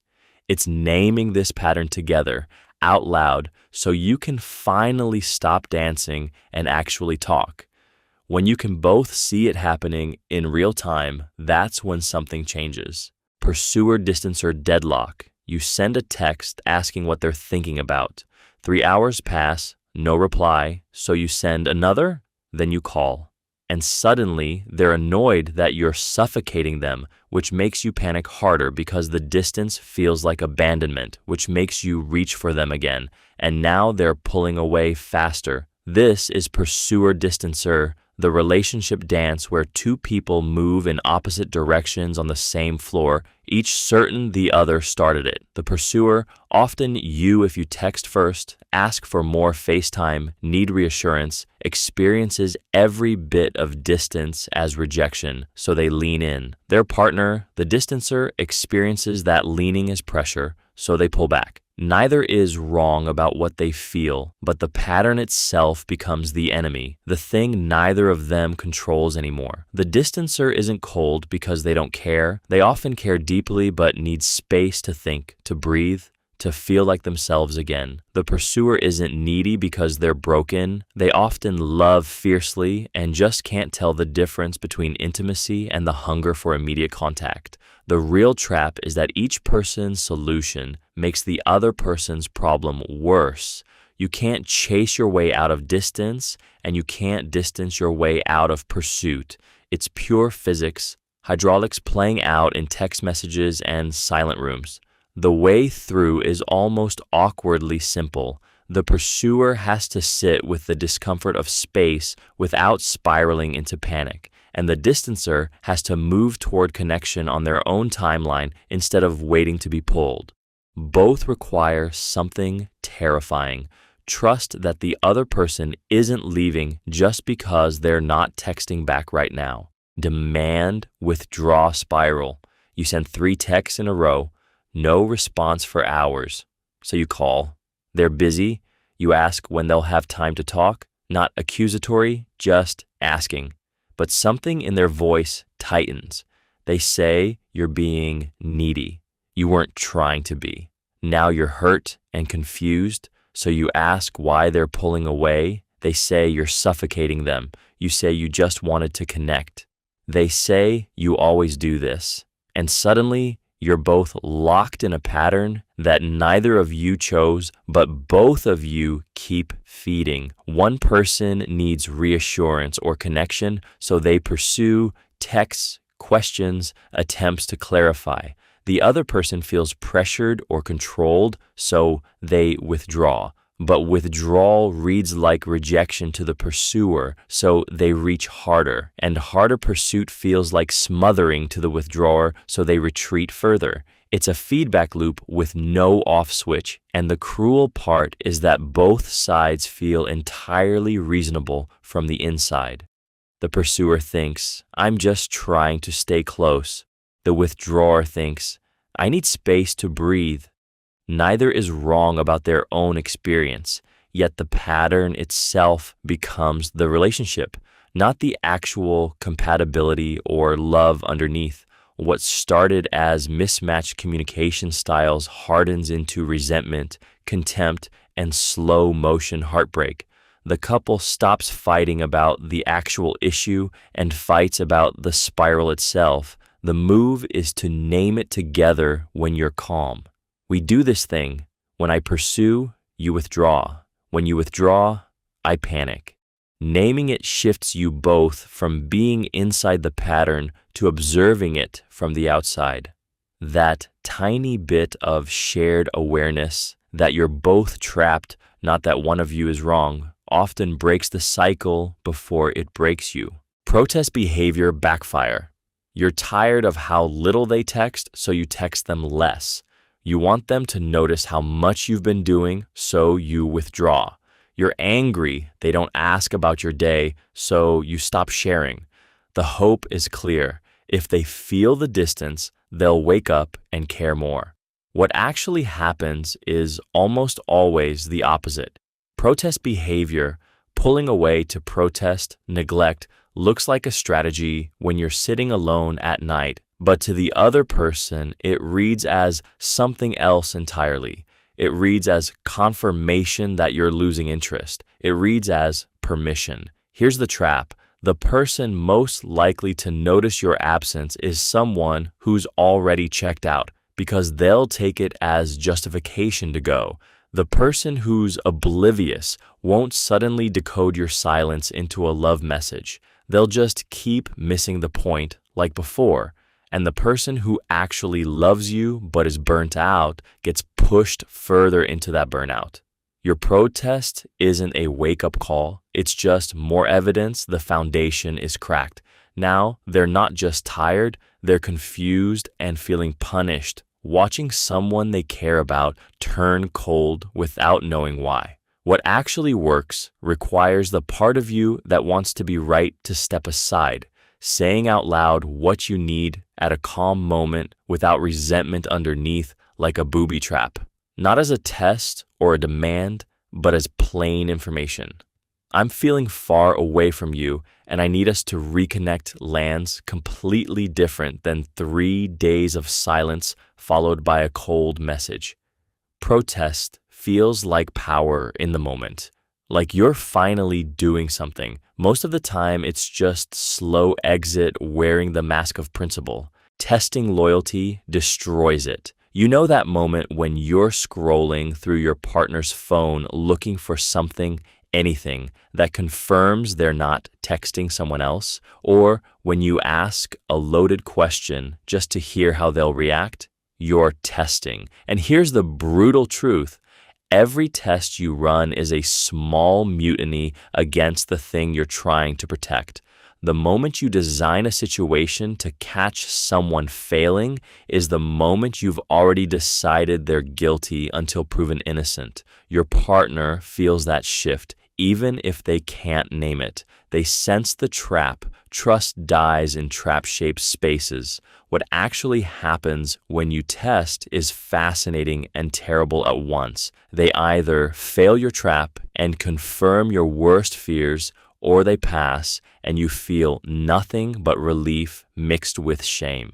Neither outcome builds connection. Instead, it builds hypervigilance. They start wondering what you're really asking. They calculate their words. They become less relaxed around you, less themselves, and suddenly the distance you feared is the distance you created. The people who stay loyal in relationships aren't those who've been tested and passed. They're the ones who never felt they needed to prove themselves in the first place. Loyalty thrives in spaces where you don't have to audition. It withers under suspicion, grows cold under scrutiny. So if you find yourself building tests, that's information worth sitting with.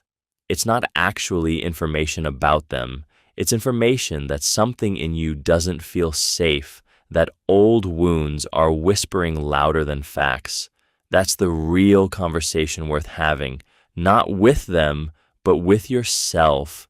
Reassurance seeking erodes desire. You find yourself asking the same question again, even though you got the answer yesterday. Do you still love me? Are you sure you want to be with me? Did I upset you?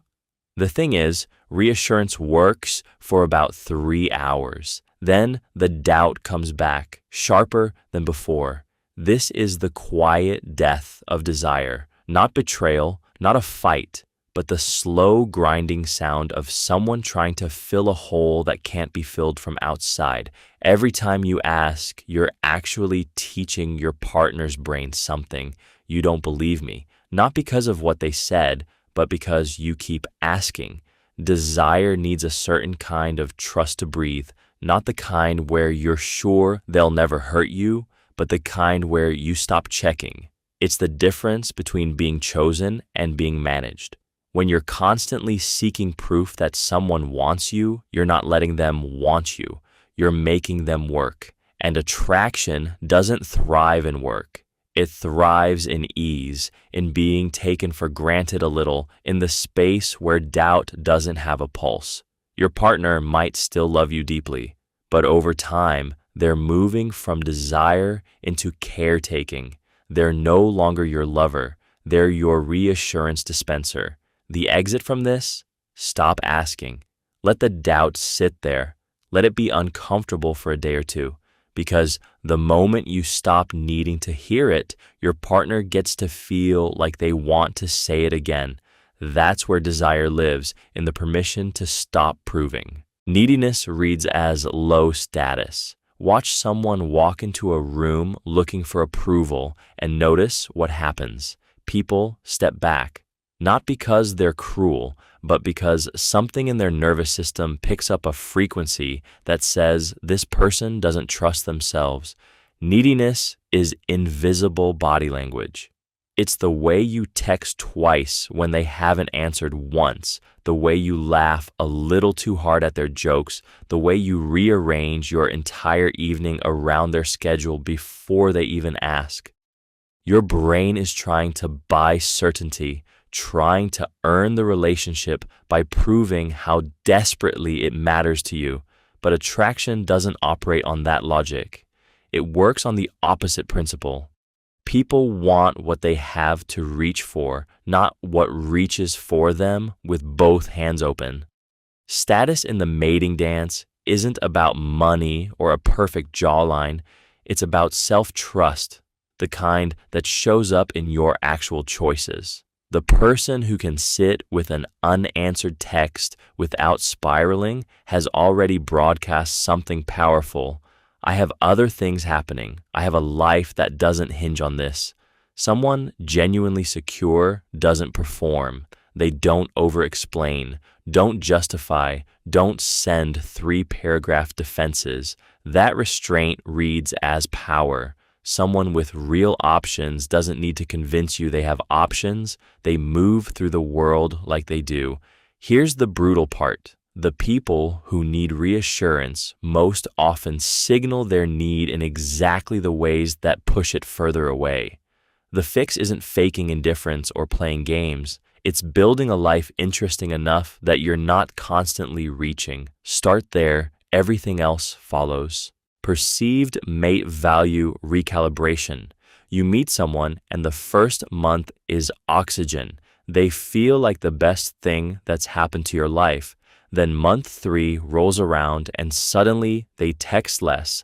They're not dropping everything when you call and you're left wondering what you did wrong. Probably nothing. What shifted is their recalibration of your mate value, which is basically your attractiveness and usefulness in their mind over time. Early on, you're filtered through dopamine. They notice your humor, your confidence, the way you listen. They don't yet see the full picture, but as weeks pass, novelty wears off and their brain starts running harder numbers. They see how you handle stress, whether you're actually ambitious or just performing it, how you treat the waiter, whether you're genuinely available or perpetually busy.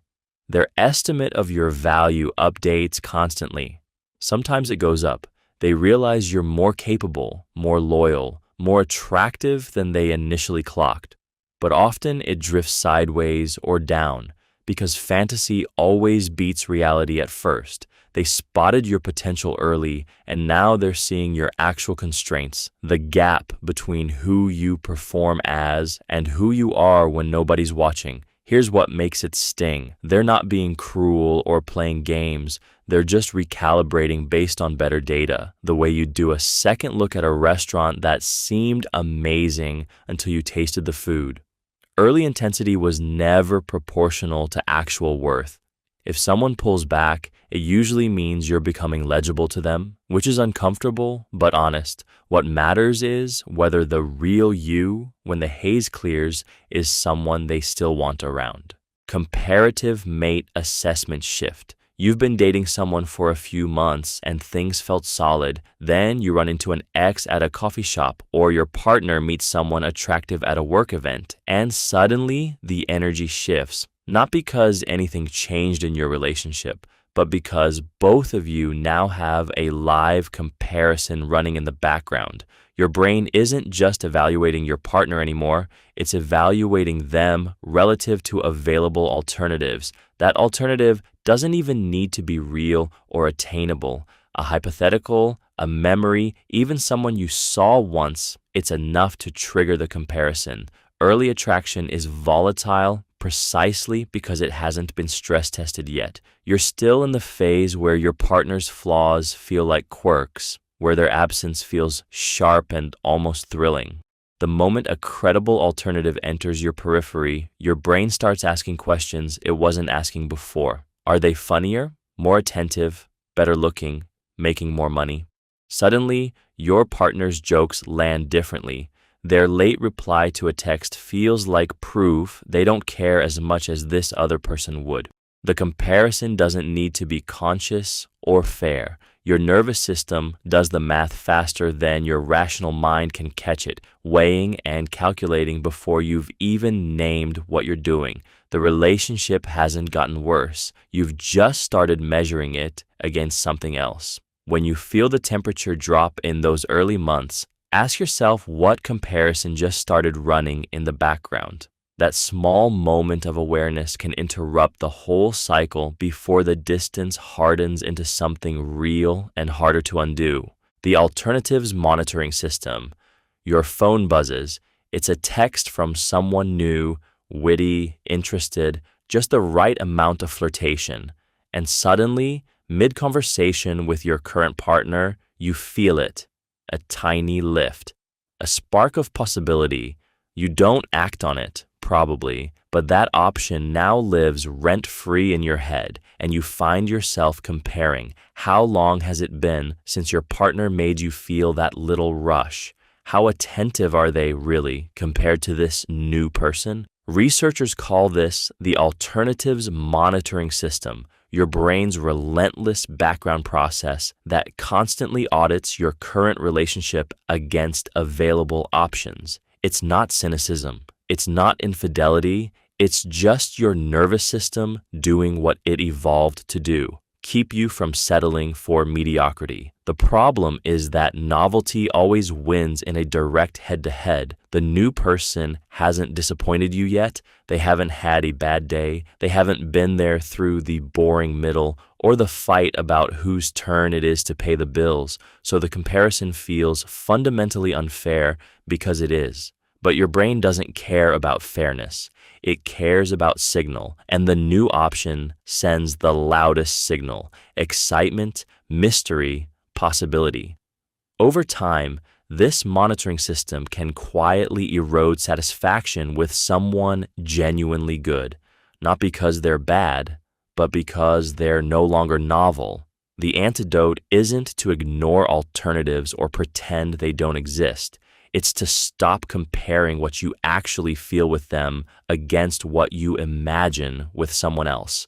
Real intimacy isn't the most exciting option. It's the option you finally stop auditing. Contrast effects from new options. You know that feeling when you're halfway through a relationship and suddenly someone new catches your eye. Not because your partner got worse, but because the new person seems shinier, more novel, more possible. Your brain isn't comparing apples to apples. It's stacking the comfort and predictability you've lived with for months against the pure promise of someone you barely know, and promise always wins against routine.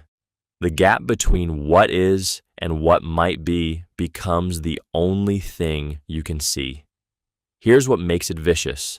The new option doesn't have to be objectively better. It just has to be different.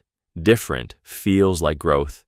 Different feels like you chose poorly the first time, so you start scanning your current relationship for flaws you never noticed before, the way your partner laughs, their job, their family history. Suddenly, all of it looks like evidence you settled. Meanwhile, the new person exists only in your head as pure potential. No bad days, no boring Tuesday mornings, no history of small letdowns, no fights about whose turn it is to take out the trash, just mystery and possibility. You believe you're finally seeing clearly, but you're not. You're under a spell called the contrast illusion, and it makes every long-term partner look gray next to a stranger wearing potential. When you feel that pull, don't run toward the new option. Instead, ask yourself if you're actually unhappy in your relationship or if you're just tired of knowing someone completely. Those are completely different problems with completely different solutions, and only one of them is fixed by starting over. Choice overload and defection. You're 3 months in with someone who checks almost every box. Kind, attractive, has their life together. But lately, you've noticed yourself scrolling dating apps again at night or letting your attention drift when they talk. Nothing traumatic happened. No betrayal. No deal-breaker argument. You just started wondering if there was someone better out there, and that wondering won't stop. When you had fewer options, you would have leaned into this person. You would have invested. But abundance does something quiet to the human brain. It makes us perpetually evaluate instead of commit. Every date becomes a comparative experience. Is this person better than someone I could theoretically match with tomorrow? Your phone gave you access to hundreds of potential partners, which sounds like freedom but feels like standing paralyzed at an all-you-can-eat buffet. The switching costs feel low. One swipe, one message, and you're exploring again. So, when the initial rush fades, when reality settles in and your person becomes just a regular human with regular human flaws, your mind doesn't think, this is what real relationships look like. It thinks, maybe I should see what else is possible.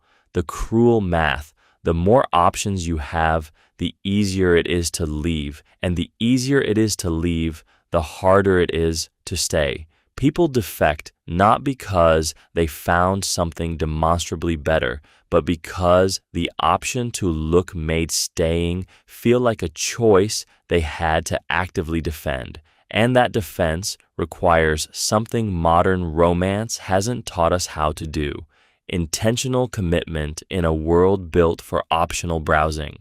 The grass is greener bias. You're scrolling through your phone at dinner and your date is talking about their workday, their being normal, fine, perfectly adequate, and somehow that makes you wonder what someone else might be doing right now. Not as a real plan, but as a hum underneath everything. This hum has a name.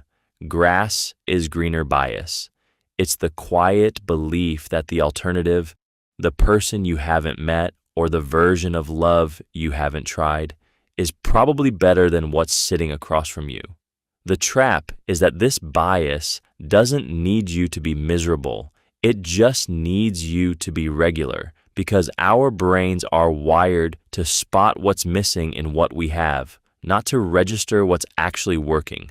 Your partner doesn't make you feel new butterflies every second. Your brain logs that as a failure, not as the natural settled hum of a real relationship. You see someone attractive at a party, your mind spins a whole story. With them, it would be effortless. They'd always get you. The spark would never fade. None of that is real, but the bias doesn't deal in truth. It deals in possibility. And possibility always glitters more than reality when you're not paying close attention. The thing nobody tells you is that this pull toward better elsewhere doesn't mean your relationship is broken. It means you're human, and your attention is always hunting for what could be rather than what is. When you feel that hum creeping in, pause and ask yourself something specific. What exact thing am I actually missing that I haven't asked for? Not a fantasy, a real named gap. Then ask for it. That simple move transforms the glitter into something concrete and fixable because you've stopped comparing your inside experience with someone else's highlight reel and started building with the person in front of you. Investment model of commitment. You meet someone and the first date feels weightless, low cost, high reward, all novelty. But by month 6, you've already bought concert tickets together, met the family, rearranged your Sundays around their schedule, tangled your friendships with theirs. The relationship now holds what researchers call investment. Not just the feeling of love, but actual time, actual money, shared plans, promises made out loud. Here's where it gets tricky. Your commitment isn't purely about how much you love them anymore. It's also about how much you've already sunk into the thing. Psychologist Carol Rusbolt discovered that people stay in relationships not only because attraction or compatibility is high, but because leaving would mean erasing all that investment. Walking away feels like throwing thousands of dollars and months into the trash, like the past 6 months of your life simply didn't count. And that's the real problem. When investment grows faster than genuine connection, you become trapped in a cage of your own making. You stop evaluating whether this person actually makes you happy and start evaluating whether it's worth writing off everything you've already paid. The person who suddenly loses interest often isn't being cruel. They're finally asking the question they should have asked sooner. Is this actually good for me, or am I just too deep to leave? The uncomfortable truth is that high investment can keep you in something dead longer than it should. It can also make you cling tighter when you sense the other person's interest fading, because losing them means all that time and money was wasted. Before you lock in the next big commitment, moving in, engagement rings, merged finances, check your actual math. Are you choosing this person, or are you choosing not to lose what you've already paid? Satisfaction alternatives and barriers. You're 6 months in with someone solid, stable, kind, shows up. But lately, you've been doom scrolling through dating apps at midnight, not because anything is wrong, but because part of you wonders what else is out there. That wondering isn't about finding something better. It's about how your brain calculates satisfaction. Psychologists call it the investment model. And it tracks 3 things at once: how happy you are in the relationship, what alternatives you perceive as available, and how hard it would be to leave. The tricky part is all 3 can shift without any real change to the person in front of you. A new coworker smiles at you, and suddenly the alternative pool feels less empty. Your partner gets quiet at dinner, and your satisfaction dips just enough to tip the scale. You notice everyone posting couple content, and the barrier to leaving, loneliness, logistics, sunk time, suddenly feels lower than it did last week. Your brain will rationalize the exit by rewriting the past, convincing you the relationship wasn't that good to begin with, even though nothing factual changed. The person is the same. You shifted your comparison point and your estimation of cost. Here's what matters. Satisfaction isn't a fixed number. It floats against invisible benchmarks. what you think you deserve, what you think is possible, what you think will hurt. When that pulling away feeling starts, notice what alternative you're mentally comparing your partner to, and ask yourself if that alternative is actually real or just a fantasy you've dusted off because something smaller, fixable, annoyed you today. That single question can reset everything. Sliding versus deciding. You know that feeling when you're already in someone's apartment, half your stuff in their closet, and you suddenly realize you never actually chose to be there. It just happened while you were busy living. That's sliding, and it's how most relationships that end in painful ambiguity begin. Sliding is momentum pretending to be commitment. You go on a date, then another, then you're texting every day, then you're sleeping over, and somewhere in that gradual blur, you never stand still long enough to ask, do I actually want this? The brain loves sliding because it requires no threshold moment, no vulnerability of saying out loud what you want. You just keep moving forward on the path already there. Deciding is the opposite. The moment you say to yourself, and ideally to them, I'm choosing this, not because it's easy or because inertia is carrying me, but because I want to. The trap is brutal. When you slide into something, you can slide right back out without warning. Because you never committed to the choice, you didn't really commit to the person either. They were just where the current took you. Then one day, the current shifts. You meet someone new, daily friction adds up, or you wake up unsure why you're still doing this. And since you never decided in the first place, leaving feels like gravity, not a betrayal. The quietest way to lose someone is to never actually decide they mattered enough to choose. So ask yourself right now, are you in this relationship, or are you just still in it? The difference between those two questions will reshape how you move forward. Commitment, ambiguity, and drift.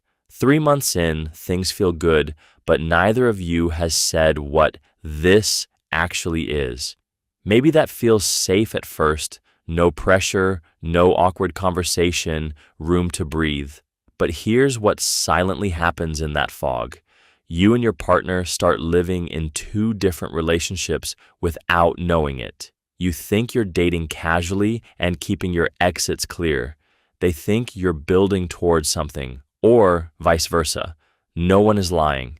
You're just moving in separate directions in slow motion, and by the time someone mentions the future, you're too far apart to even see it.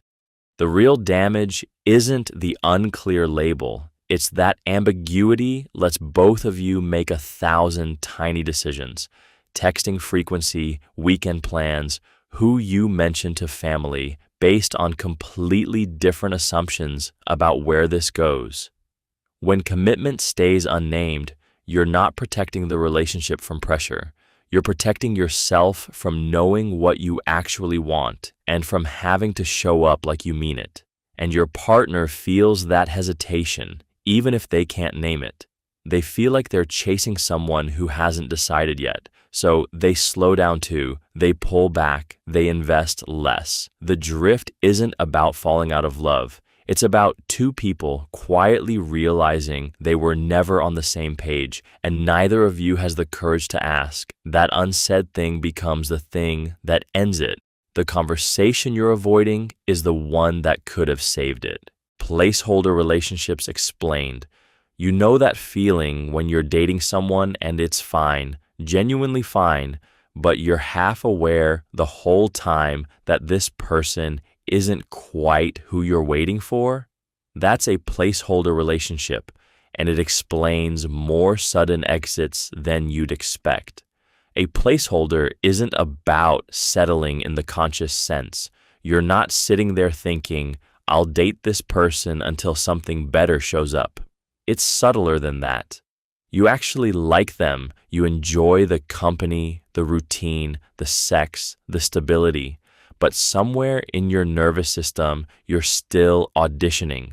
You're waiting for the version of them that matches the person you imagined, or you're holding space for someone else entirely, and this person is filling the gap in the meantime. The invisible contract is that they have no idea they're temporary. They're building a future, thinking about next year. Meeting your friends like this is real, while you're in a perpetual holding pattern. And here's what shatters people. When you finally meet or decide to pursue the person you were actually waiting for, you evict them.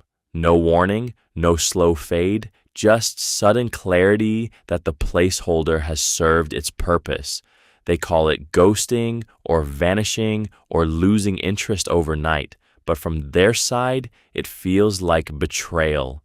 They gave you their actual heart while you were polishing the fantasy version of someone else. The giveaway sign you're in a placeholder situation is noticing when you feel relieved more than excited when they cancel plans. That's your body telling you something your mind hasn't admitted yet. Pay attention to that relief. It's always the truth first.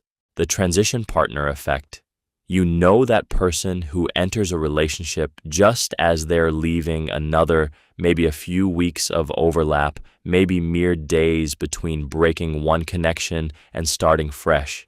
They tell you they're different with you, that you helped them see what was missing, that you're the reason they finally had courage to leave. And for a while, it feels absolutely true. But here's what's actually unfolding. They've cast you in a role, not chosen you. You're the bridge, the contrast, the proof that something better exists, which means you get to be better for exactly as long as you represent that escape. The moment the relationship becomes ordinary, when you're not the thrilling alternative anymore, when you're just the person who leaves dishes in the sink and forgets to text back, the whole narrative crumbles because they didn't fall in love with you. They fell in love with what you represented. Freedom, novelty, the person they could become if they left. You became the stand-in for their own agency, their own choice. This is why transition partners so often report that their person seemed to lose interest abruptly, like flipping a switch. There was no real you to lose interest in, only the idea of you, the symbol of escape made flesh. The painful part isn't the breakup, it's realizing the intensity you felt was absolutely real, but it was never actually about you. If someone comes to you directly from another relationship, listen closely to whether they're describing your actual qualities or mainly celebrating what they've escaped. That difference will tell you everything about whether you're being truly seen or simply used as a mirror for their own freedom. Rebound attachment collapse. 3 weeks after a breakup and you meet someone whose texts feel like oxygen, they remember what you said in passing, they show up, and for the first time in months, you feel chosen again. The relief is so sharp you call it love. Then they get distant, or you do, and the whole thing just folds. Your brain was starved for validation after rejection, so when someone new offered attention, your dopamine flooded like a dam breaking. It felt transcendent, felt like fate, but that attachment wasn't rooted in who they actually are. It was rooted in the pain relief they provided. The rebound isn't built on the new person at all. It's built on the absence of the old one. The moment they become real instead of a painkiller, the moment they have a bad day or disagree with you or show they're just human and flawed, the spell breaks completely. You were never attached to them. You were attached to feeling okay again. When the collapse comes, it feels sudden and brutal because it is. One day, they seem perfect. The next, you can barely remember why you were excited. Neither of you is wrong. You're just discovering that a bridge built entirely of escape routes doesn't hold weight once someone tries to actually stand on it. If you're tempted to dive fast after a loss, that's not weakness. It's your nervous system asking for safety. Just know the difference between healing with someone and healing through someone, because one stays and the other evaporates the moment the real world shows up. The unresolved X ceiling. You're 3 months into something good. The person is kind, present, attentive, and then one night they get quiet about a text, or they flinch when you mention the future, or they freeze when intimacy deepens. It feels like rejection, but it's not really about you. It's the ghost in the room, an ex they never actually finished with. Not romantically, emotionally. There's a difference, and it matters hugely for your dating life because unresolved exes become invisible ceilings. Your new person can climb to a certain height of closeness, vulnerability, or commitment, and then something in them hits a wall. They don't understand why they're pulling back. They might blame you, blame timing, blame themselves. But the truth is simpler and sadder. They're still finishing a conversation that ended years ago. Maybe they never got closure. Maybe they're afraid of repeating the same pattern. Maybe they're still proving something to themselves about what they're worth. You cannot love someone past their unresolved history. You can't be the exit interview for their last relationship, no matter how hard you try or how perfect you are. What you can do is recognize the pattern early. When they go vague about exes, when they're mysteriously resistant to the same milestones they claim to want, when they repeat the exact same relationship complaint with each person they've dated. That's not bad luck. That's a sign they're stuck inside their own story. The hardest part is knowing that leaving might actually be the kindest thing you do for them, because staying just lets them keep pretending the ceiling is your fault instead of theirs. Trauma reenactment, attraction. You keep picking the same person over and over, just wearing different faces. The distant one who makes you earn attention, the one who leaves without explaining, the lover who cycles between hot and cold, and you've learned to orbit their mood like it's the only sun that matters.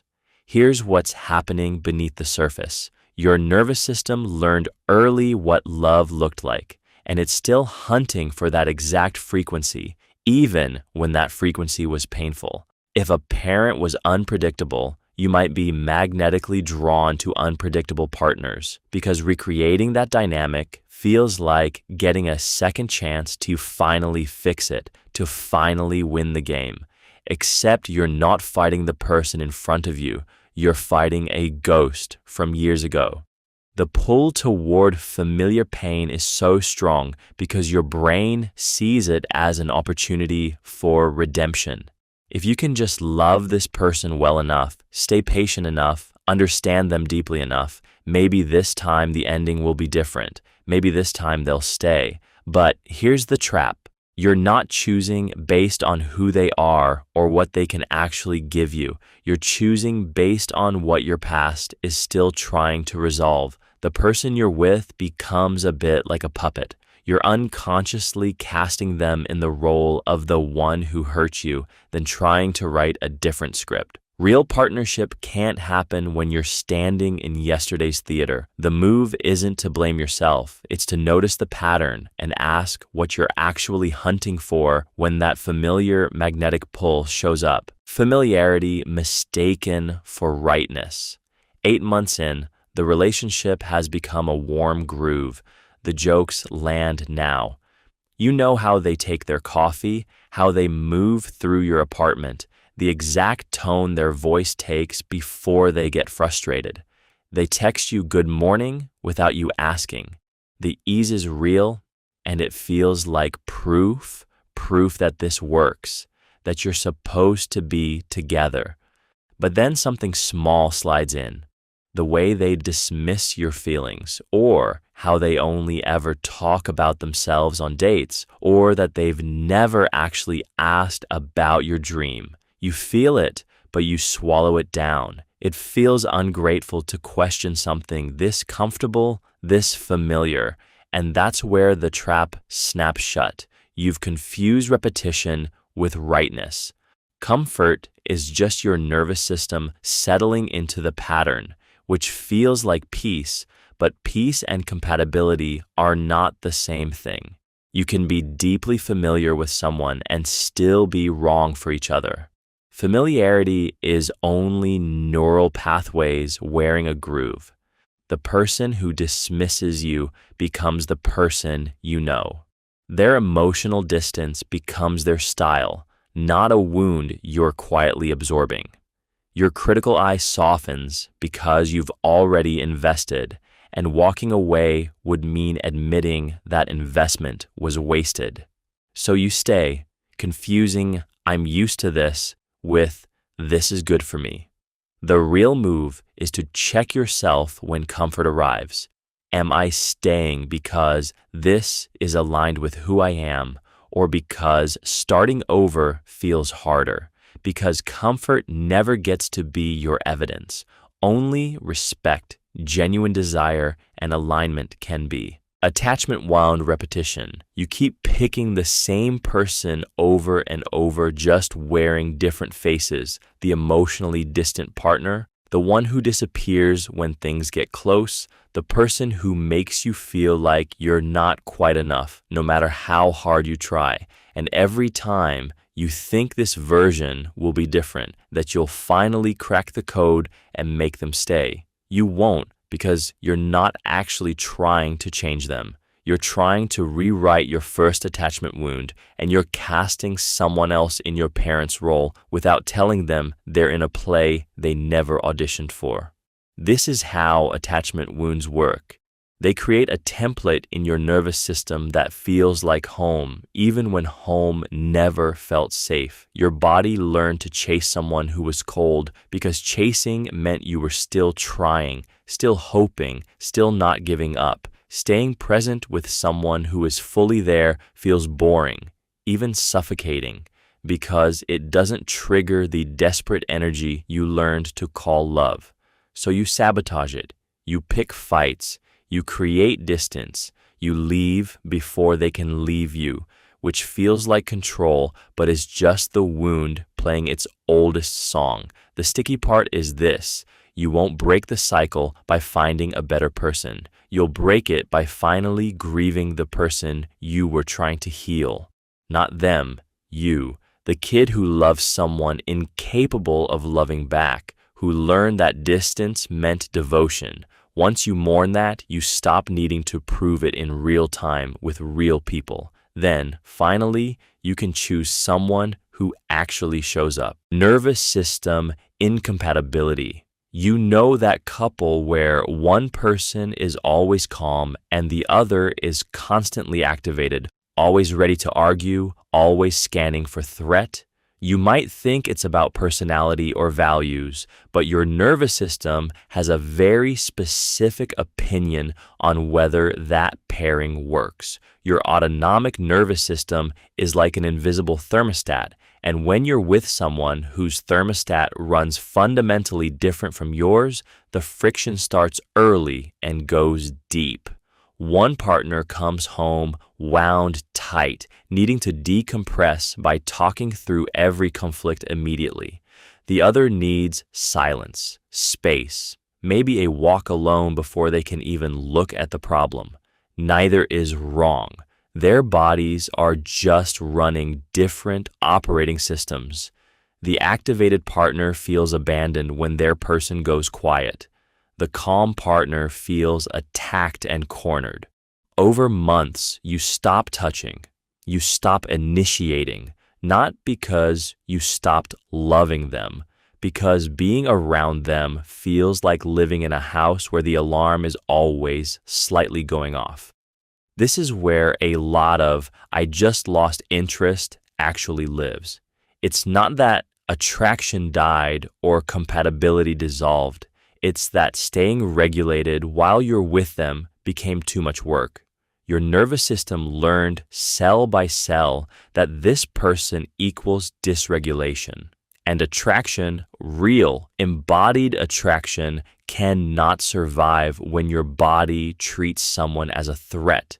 The thing is, this isn't fixed by better communication alone. Two incompatible nervous systems can learn to dance together, but it takes real work. Therapy, somatic practice, actual tools for co-regulation. Without that, you'll just keep wondering why someone you love feels impossible to be near. Co-regulation failure. You text him something vulnerable. He reads it and disappears for 3 hours. When he comes back, he doesn't acknowledge what you said. He pivots to logistics or small talk. That hollow moment, that's what happens when someone can't meet you in emotional space. It's not that he doesn't care. It's that something in him goes quiet when your feelings get loud, and instead of moving toward you, he moves sideways into safety. Co-regulation is the word for I can hold your feelings while you're struggling without panicking or abandoning you. Sounds simple. It's not. Most people were never taught it. Maybe their parents got flooded and shut down. Maybe they learned that emotions are inconvenient or too much. So now, when someone they're dating gets sad, anxious, or raw, their nervous system treats it like a threat. The other person's feelings don't feel safe to sit with. They feel contagious, demanding, like quicksand. Over weeks and months, you stop sharing the real stuff. You become lighter, easier, less yourself. He relaxes. The connection flattens. And one day, you realize you're with someone who knows your favorite coffee order but has never seen you cry. The painful part isn't that he doesn't try, it's that trying doesn't even occur to him as an option. His brain never wired move toward discomfort as something possible. If someone consistently leaves you alone with your big feelings, that's information. You can't teach co-regulation to someone who doesn't know they need to learn it. But you can decide whether staying is teaching him that your vulnerability isn't worth the stretch. Dysregulation read as boredom. You're on a date that started warm, and somewhere around the second drink, they go quiet. Not thoughtful quiet, absent quiet. You interpret it as they're not that interested. But what if their nervous system just went offline? Someone who's dysregulated, flooded, overstimulated, or spiraling internally often looks exactly like someone who's checked out. They're not bored, they're drowning in static and trying not to show it. This is dating's cruelest miscommunication because you both feel rejected. You think they don't want you. They think they can't handle themselves in front of you. The shutdown happens for 1,000 reasons. They had a brutal morning, their body ran out of cortisol, something you said accidentally triggered an old wound, or they simply hit their social ceiling. When the nervous system crashes, the face goes flat, words dry up, eye contact gets harder, it reads as disinterest. But dysregulation isn't about you. It's about their internal weather turning stormy without warning. The trap is that you'll both believe the surface reading and never dig underneath. They'll apologize vaguely and blame tiredness. You'll pull back, convinced they're not that into you, and the real thing stays invisible. That their body sometimes works against connection, that they need help recognizing it and naming it. Here's what matters.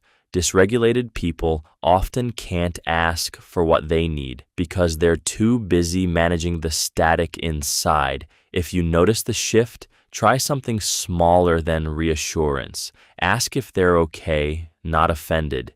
Mirror back what you're seeing without judgment.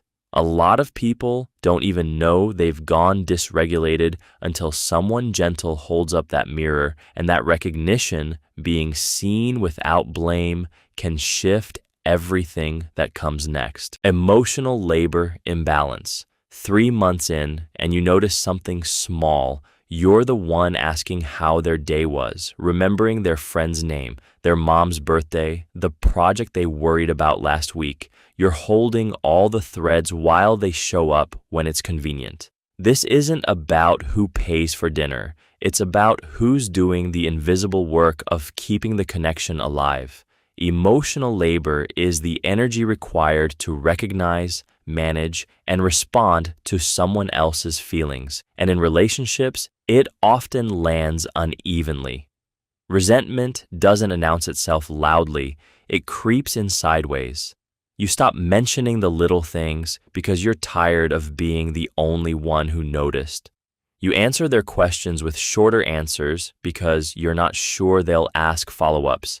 You start tracking who initiates conversations like you're keeping score in a game nobody else knew was being played. The dangerous part is that your partner might genuinely not see it happening. They feel loved. They feel comfortable. They don't realize you've become the emotional infrastructure holding the whole thing up. And here's where it gets stuck. You can't tell them without sounding needy, and they can't suddenly become more attentive without it feeling forced. The way out isn't scorekeeping or blame. It's naming the pattern directly and asking if they're willing to share that weight. But you have to ask first, clearly, without anger masking the request. Otherwise, you're not just doing emotional labor, you're doing it invisibly, which is exactly where resentment gets its roots, where small silences grow louder, and where people start to feel alone next to someone they chose to be with. Bids for connection ignored. Your partner asks what you're thinking about over dinner. You're scrolling. You give a 2-word answer and keep scrolling. That question was a bid, an offer to turn toward you, to build a moment together. When you don't meet it, something small dies right there. It dies quietly, no fight needed, just a missed turn.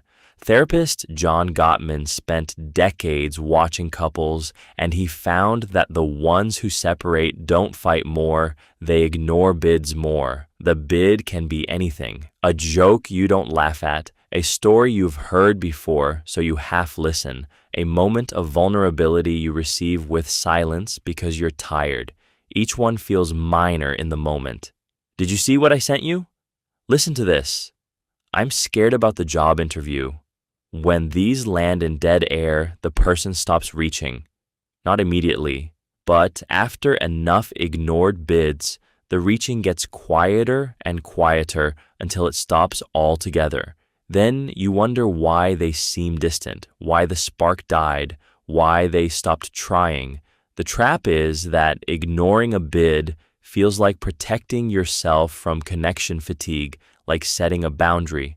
But you're actually teaching someone that their attempts to connect don't matter. It's not about faking enthusiasm or performing presence every moment. It's about noticing when someone extends toward you and, at least sometimes, turning back.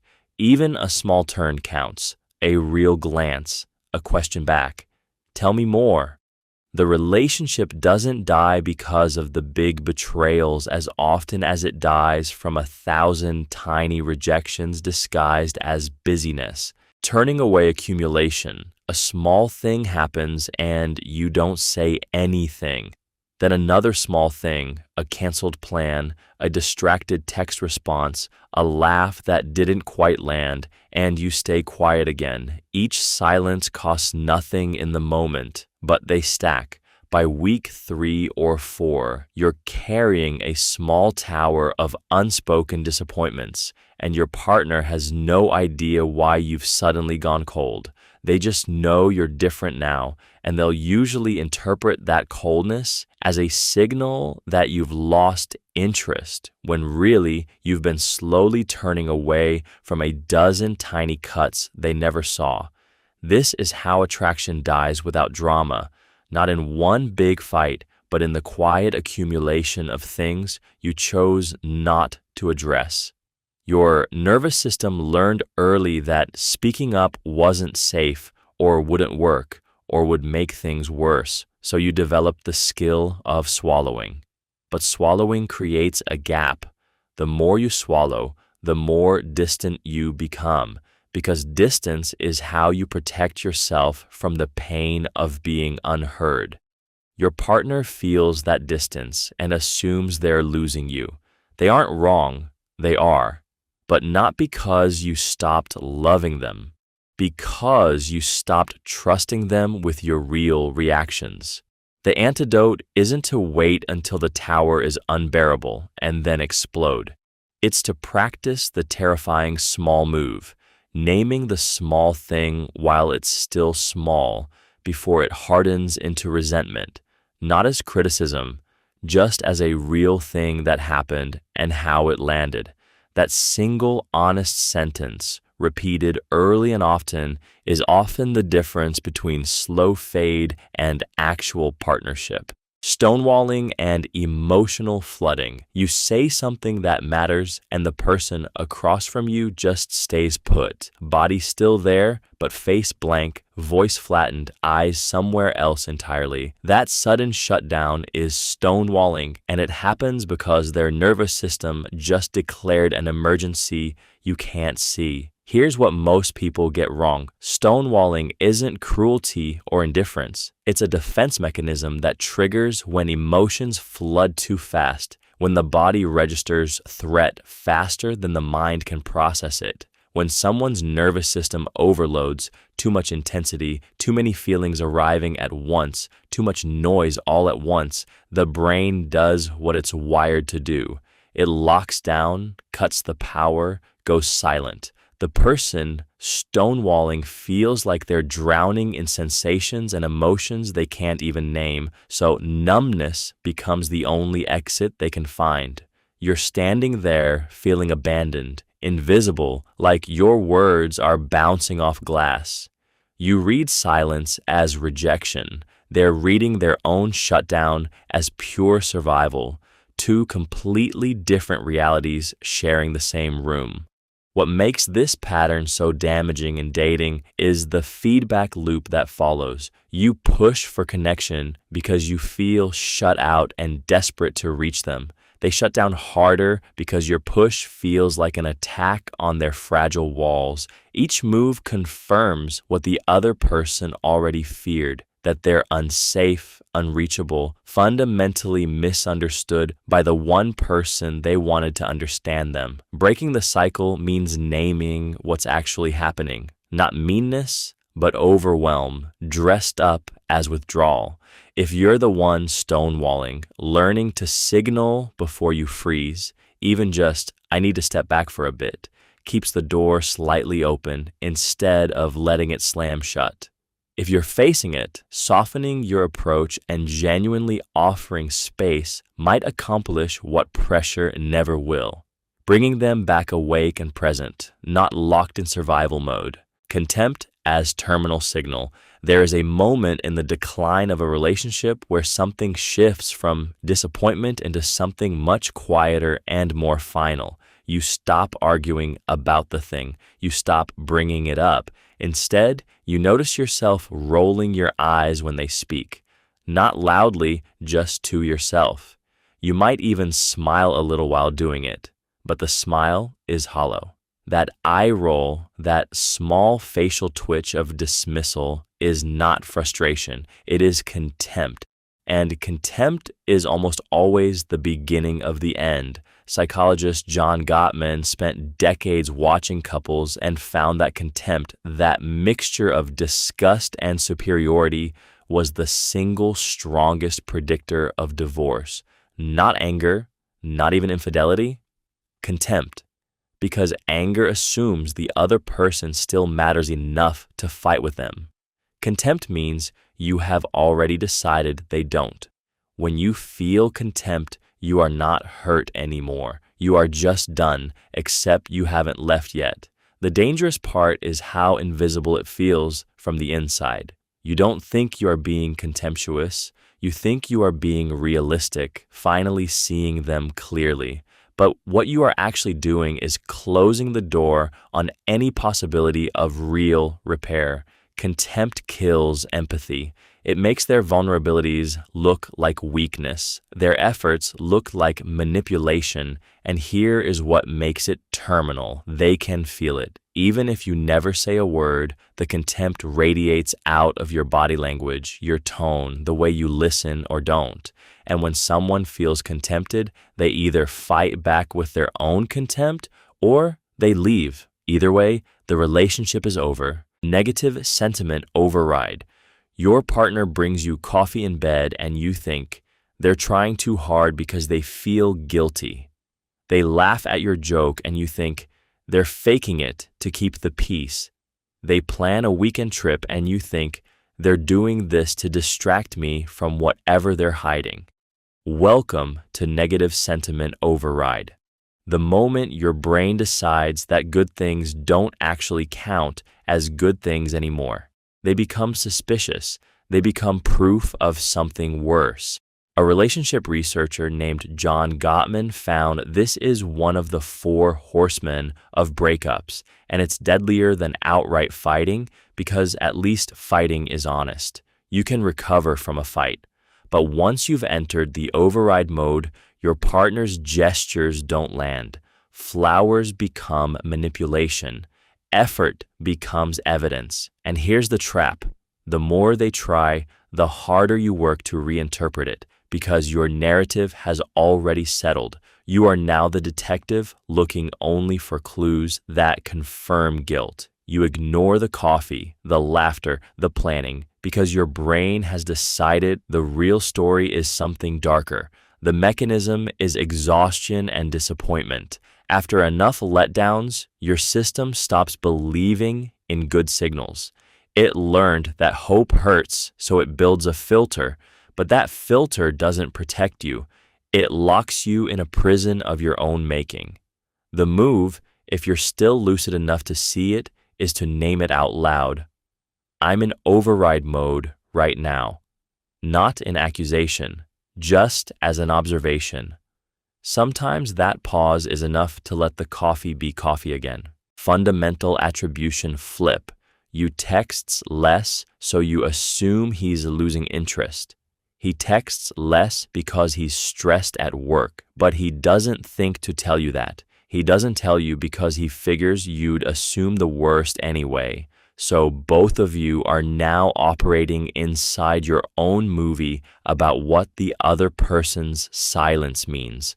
And those movies are running in opposite directions. This is the fundamental attribution flip, and it's sneaky because it feels like evidence rather than a mistake. When someone you're dating pulls back, your brain immediately edits a story. They're bored, they're seeing someone else, the spark died. You're explaining their behavior with their character, their intention, their depth of feeling. But they're doing the exact same thing in reverse. They think you're not trying hard enough, you're too needy, you don't really care. You're both committing the same error, but at different angles, each one convinced the other person's feelings are the problem. The trap is almost architectural. You each have private access to your own stress, your own reasons, your own exhaustion, but zero access to theirs. So his exhaustion becomes his coldness. Your anxiety becomes your disinterest. What flips the cycle is a single assumption swap. Instead of reading distance as proof of their feeling, read it as a symptom of their load. Tell him yours, not to fix everything at once, but to stop building separate versions of who's failing whom. One conversation that lands in reality instead of in 2 competing stories. That's often enough to interrupt the fade before it becomes the story you both believe. The character narrative rewrite. You know that moment when someone becomes a villain in your head, not because they did anything new, but because you decided to interpret their entire past differently. They were once thoughtful when they went quiet. Now that same silence is cold and dismissive. The person didn't change. Your narrative about who they are did. Early on, you give people the benefit of the doubt almost automatically. They cancel plans. They must be stressed. They're guarded. They're probably protective of their heart. You're generous with interpretation because you want closeness, but the moment something cracks, your brain flips the script. Now they cancel because they don't care enough. They're guarded because they're emotionally unavailable. Every past action gets recolored through this new lens, and suddenly you have a whole character arc that explains why they were never right for you anyway. You feel like you've uncovered the truth, like you were fooled, like you should have seen it sooner. The trap lives in that conviction. You feel like you've discovered who they really are, when really you've just changed your mood and your filter. The person stayed mostly the same. Your story changed. What makes this dangerous is how real it feels. You're not fabricating, you're genuinely seeing patterns, but you're also genuinely seeing through a lens that wasn't there yesterday. Before you ghost someone over a pattern you've just noticed, pause and ask something harder. Am I seeing new evidence, or am I reinterpreting old evidence through a new emotional state? That question alone can save you from erasing someone you actually liked, or worse, from becoming the villain in someone else's rewrite. Retroactive reinterpretation of history. You break up with someone on a Tuesday, and by Thursday, you're sitting alone, remembering every conversation differently. That joke they always made, now it feels cruel. The way they listen to you talk about work, suddenly it looks like indifference. Nothing about those moments changed. Only the narrative you've hung over them changed, and now your entire memory of the relationship has been recolored to match your current hurt. This is what happens when your brain works backward from the ending you didn't want. The moment a relationship stops feeling safe, your mind becomes a very efficient revisionist, digging through months or years of moments and finding evidence that this was always broken, that the good times were actually hollow or fake. It feels like you're discovering truth, but you're actually constructing it. The tricky part is that this rewriting doesn't feel like a choice. It feels like clarity, like finally seeing what was always there. Your friends listen and nod because the evidence you present is real. You're not making up events. You're just selecting which events matter and what they mean. The person who seemed attentive now seems controlling. The person who was independent now seems emotionally unavailable. The memory is real. The story is custom built for grief. What makes this so sticky is that your brain isn't lying to you. It's just telling the version of the truth that explains why you hurt right now. The next time you catch yourself rewriting an ex into a villain, pause and ask, am I remembering accurately, or am I explaining my pain through the past? That question won't stop the rewriting, but it might slow it down enough to let you sit with both versions at once, the good and the ending, instead of erasing one to survive the other. Confirmation bias after doubt.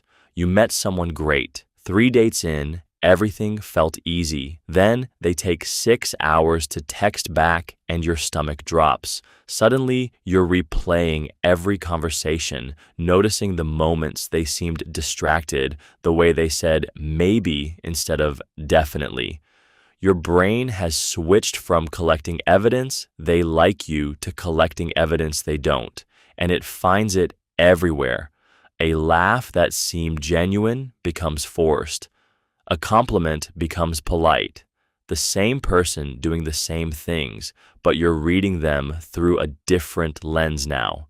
Doubt doesn't just make you sad, it makes you blind. You stop seeing the person and start seeing only the case against them. You ignore the 3 rapid-fire texts they sent yesterday. You forget they rearranged their schedule to see you. You skip right past evidence of care because your brain is hunting for proof that you were right to worry, and worry makes for a very efficient detective. One uncertain moment sets the filter, then every ambiguous thing gets pushed through it. Most of love is ambiguous. Most texts are unread. Most silences are neutral. Most behavior is just life happening. The body language you're reading as cold withdrawal might be exhaustion. The delayed response might be focus on work. The hesitation in their voice might be nerves.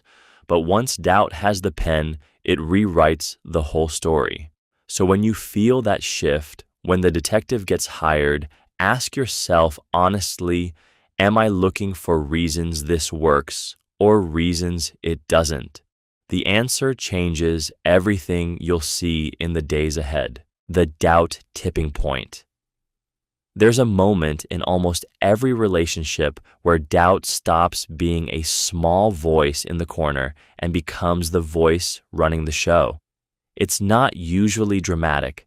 Nobody wakes up one morning having completely flipped. Instead, it's a series of tiny accumulations.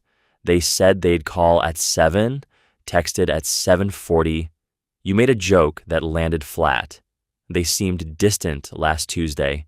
Each one by itself is nothing, but strung together, they become a story, and that story starts to feel like evidence. Here's what happens next. You begin reading the relationship through a filter. A text that used to feel warm now feels obligatory. An invitation to meet their friends feels like they're trying to make things official, which suddenly feels like pressure instead of progress. You start noticing everything that confirms the doubt while mentally dismissing everything that contradicts it. Your brain isn't being rational, it's protecting itself. Doubt changes what you see. The dangerous part is that doubt creates behavior changes. You pull back, you stop initiating, you become slightly cooler, slightly more guarded, and the other person, sensing something has shifted, often pulls back too. Now they're doing the exact thing you were already afraid of, and the doubt transforms into what feels like proof. This tipping point rarely leads to a conversation about what's actually happening. Instead, both people just gradually fade. So before you assume the relationship is over, ask yourself, am I reacting to a real pattern, or am I feeding doubt by interpreting everything through its lens? That distinction matters more than you think. Rumination builds the exit case. You notice they didn't text back for 2 hours, or they seemed distracted on the phone. Totally normal, but your mind doesn't let it go. It stays there, turning it over like a stone in your pocket. 2 hours becomes proof they're pulling away. Distraction becomes evidence they're mentally checking out. Because you keep touching that stone, keep polishing the story with each replay, the case against them gets shinier and more airtight by the minute. Rumination doesn't just replay a moment, it prosecutes it. You're building an exit case without even knowing it, gathering facts that fit the narrative and discarding the ones that don't. They were tired that day, sure, but that detail slides off your mind. They texted first yesterday, but you've already decided that was an anomaly. The rumination loop feeds itself. The more you search for confirmation, the more you find it, and soon you're not thinking about whether they're losing interest. You're thinking about when to leave them first so it hurts less. What's cruel is that this happens in silence. They have no idea they're being tried, and by the time they sense something is off, you've already rehearsed the breakup speech in your head so many times that leaving feels inevitable. The antidote isn't willpower, it's interruption. When you catch yourself replaying the same moment for the third time, name it. I'm ruminating. Then ask one honest question. What do I actually know versus what I'm inferring? That gap is where the real story lives, and it's probably smaller than your anxiety wants you to believe. Dissonance resolved by devaluing. You were into them. really into them. Then something shifted. Maybe they didn't text back as fast, or they mentioned an ex, or they just weren't as available as you'd imagined. Your brain hit a wall. You wanted them, but the wanting wasn't being rewarded. That gap between expectation and reality creates a gnawing tension psychologists call cognitive dissonance, and your mind doesn't sit with that discomfort for long. So it reaches for a shortcut, and it's a brutal one. It starts downgrading them. They weren't that funny after all. Their ambitions are actually kind of unclear.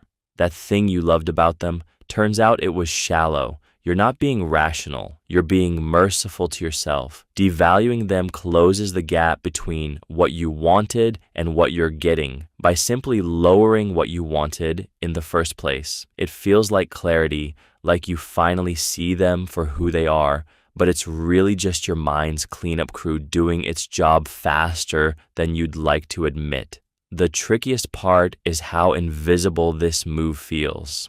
You don't sense yourself devaluing. You feel like you're waking up to the truth, and once that story takes hold, it hardens fast. You'll edit old memories to fit the new narrative.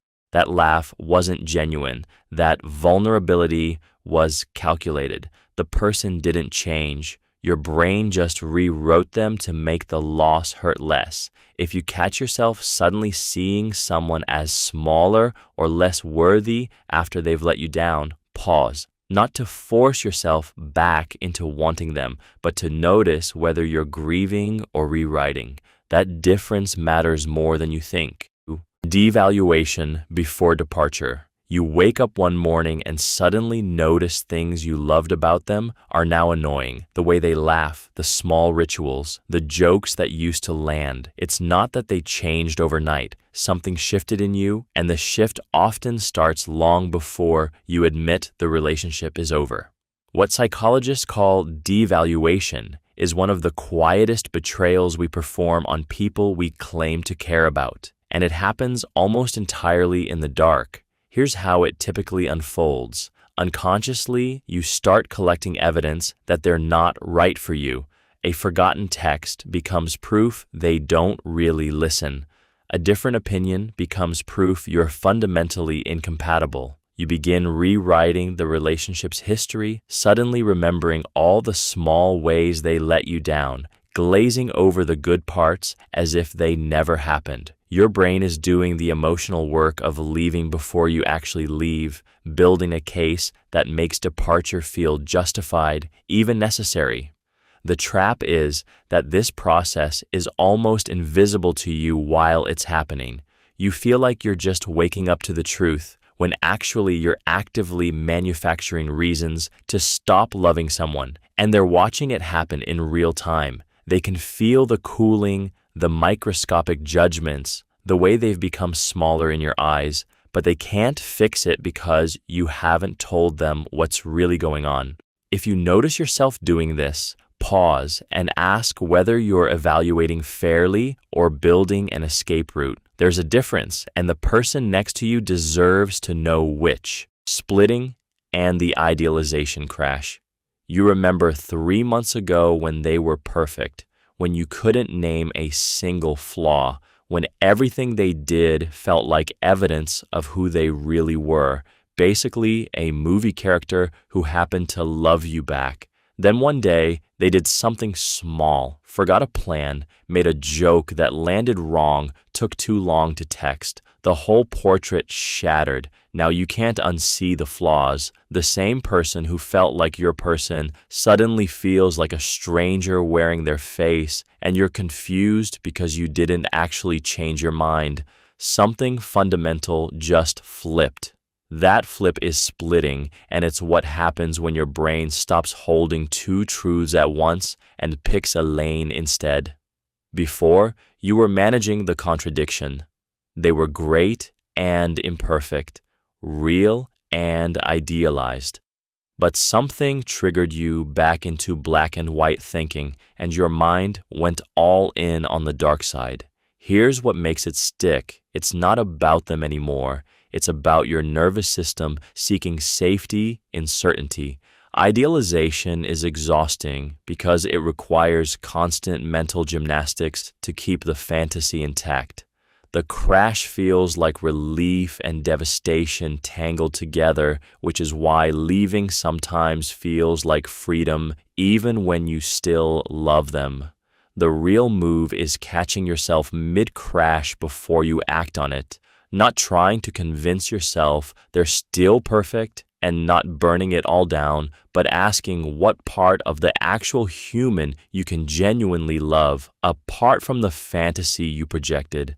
That's where real affection lives, and it's messier and smaller and true. Narcissistic supply depletion. You know that moment when someone who seemed obsessed with you suddenly goes cold, like you were the most important person in the world, and then one day you realize you're barely on their radar. That shift isn't random. It's often what happens when the emotional fuel runs out. A person with narcissistic traits needs constant admiration, reassurance, and attention the way a phone needs charging. It's not really about you as a person, it's about what you do for them. As long as you're providing that hit, the validation, the attention, the sense of being needed, the narcissistic person stays engaged.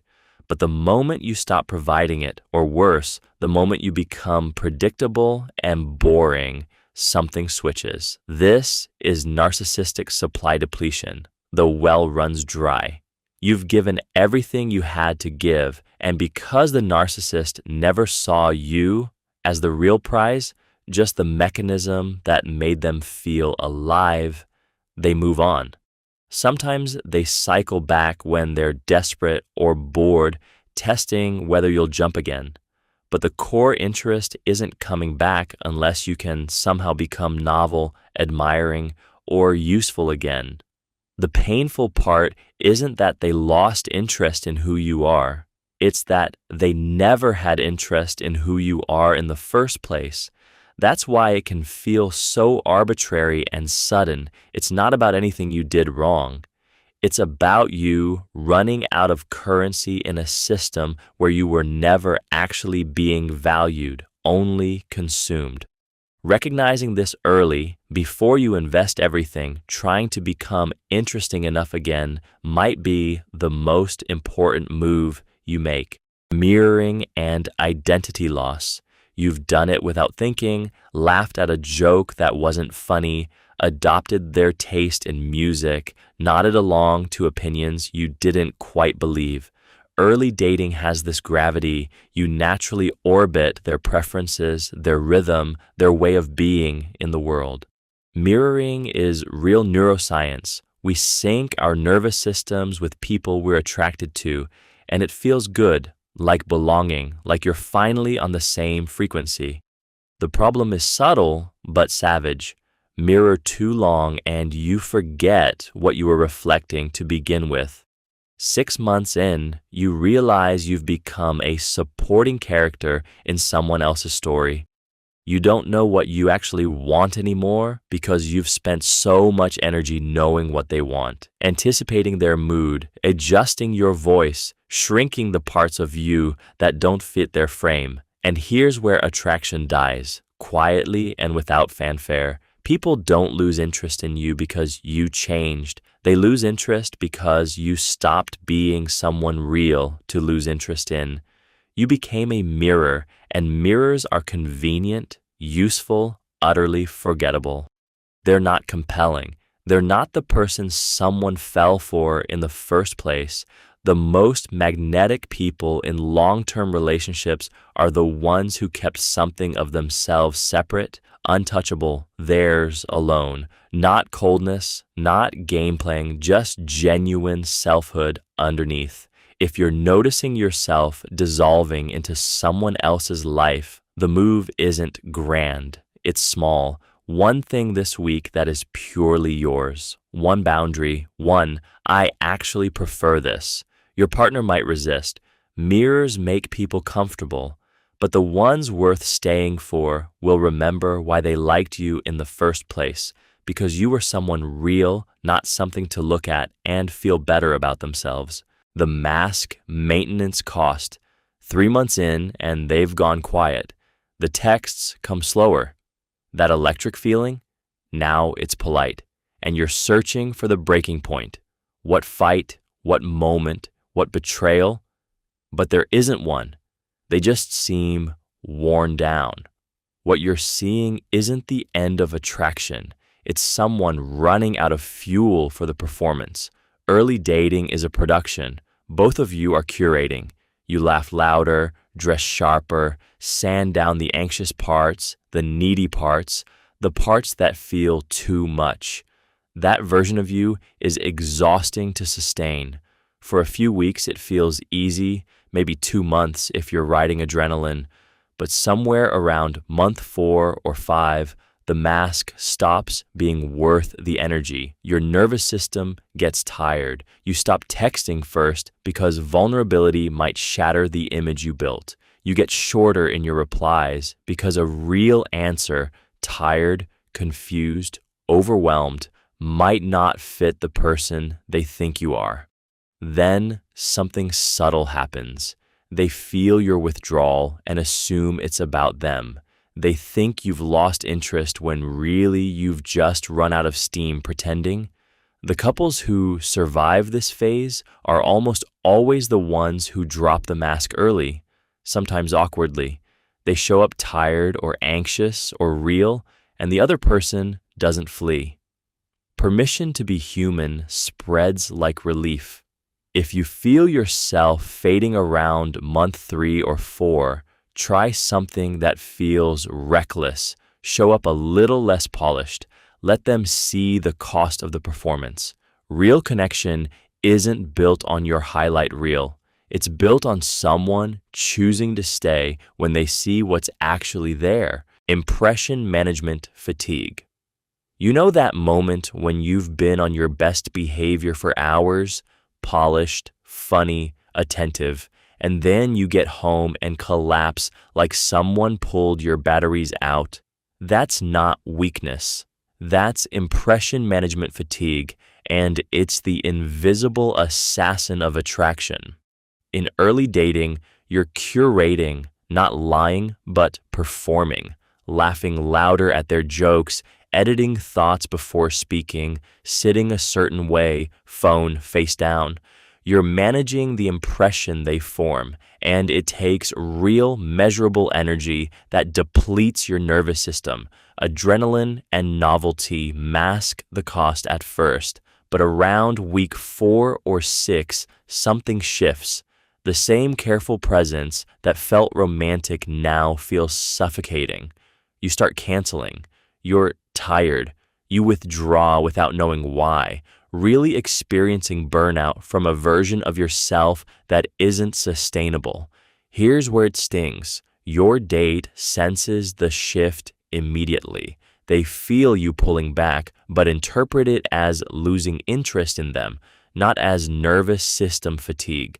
So they mirror it back, and what looked like incompatibility was actually just breath held too long. The cruel irony sits right here. You were trying so hard to be attractive that you made yourself unavailable. People don't leave because you weren't polished enough at the start.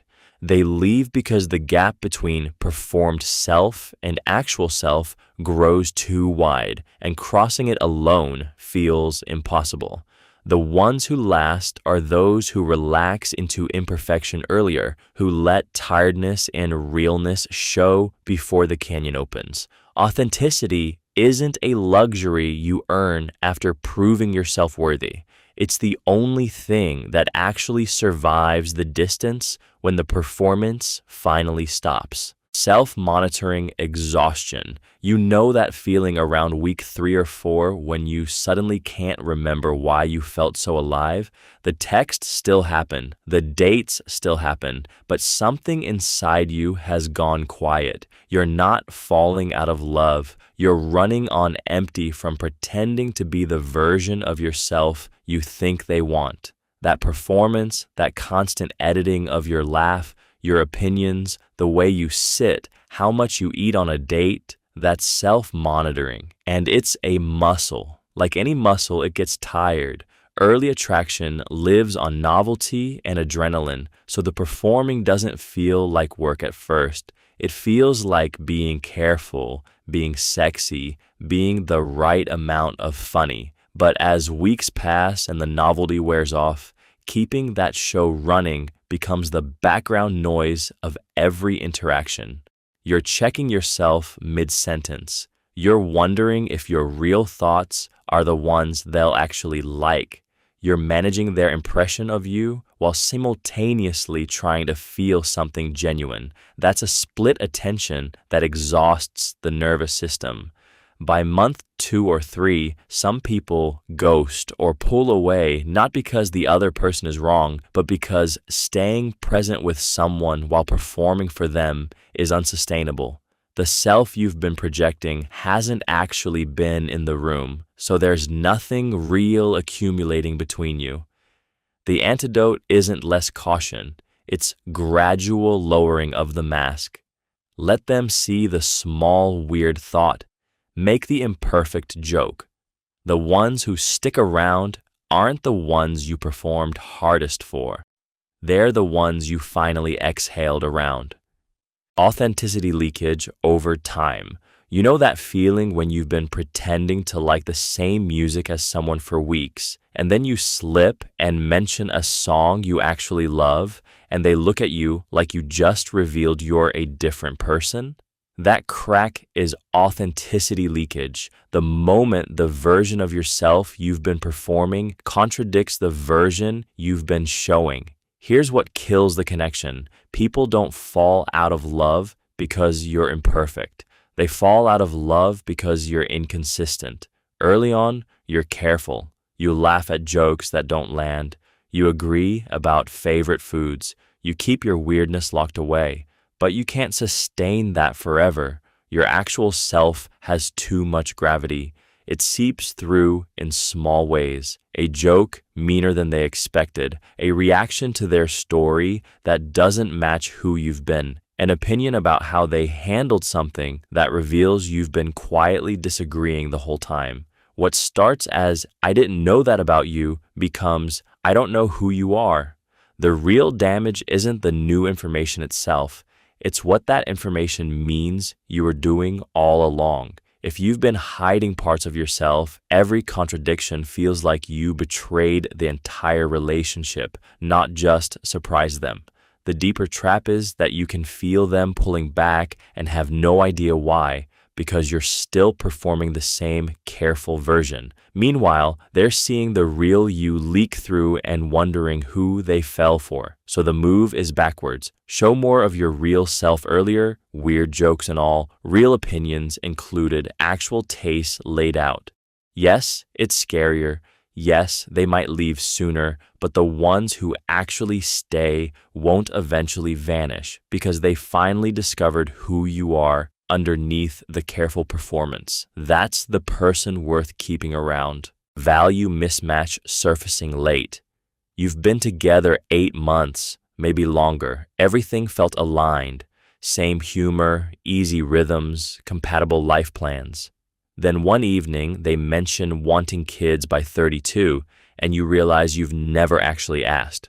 Or they talk about moving to their hometown in 3 years, and your chest tightens because you've built something here.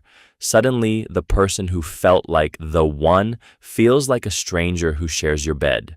Early dating rewards you for finding common ground fast. You bond over music taste, adventures, the way they laugh. You don't naturally ask about risk tolerance, money scripts, or how much solitude they need yearly. Those questions feel heavy too soon, so you skip them. Then months in, when vulnerability has deepened, the real values start surfacing, usually triggered by a specific decision or timeline. By then, you've already built emotional investment, inside jokes, shared history. Walking away feels like losing something real, not dodging incompatibility. The trap is believing love can bridge values gaps. It can't. not on what matters. You can compromise on vacation style or weekend plans. You cannot compromise on whether you want marriage, how you handle money stress, what family means to you, or how you define success. If you're noticing late-stage friction over life direction, not personality, stop trying to smooth it over with patience or hope. Ask directly what you've been afraid to ask. The pain of clarity beats the slow ache of hoping they'll change their mind about the things that actually shape a life. The deal breaker delay effect. You notice something small on a third date, a careless comment, a text left unread, the way they talk about an ex. Your gut flags it, but you're already invested. You like them. Things feel good most of the time, so you file it away. You tell yourself it's not that important. Then months in, the same behavior happens again, sharper now because you've built a story around them. The small flag becomes a deal breaker, except now you're tangled up. What's actually happening is this. Early on, an incompatibility is just information. You can walk, but the longer you stay, the more bargaining chips you hand over. Time, vulnerability, a mental map of a future that included them. So when the deal breaker finally breaks, it doesn't just end the relationship, it also ends a version of yourself you've been rehearsing. The real trap isn't that we miss red flags, it's that we see them perfectly clearly and choose to ignore them because the discomfort of acting on them right now feels worse than the almost certain pain of staying. You keep pushing that calculation forward, thinking maybe it'll change, maybe you're being too harsh, maybe love is supposed to require some tolerance for the things that don't fit. But here's what shifts when you notice it. You get to decide whether this is a deal breaker now or a deal breaker later. Dealing with it early is almost always gentler than dealing with it when you're already half in love and fully invested. The delay never makes it smaller.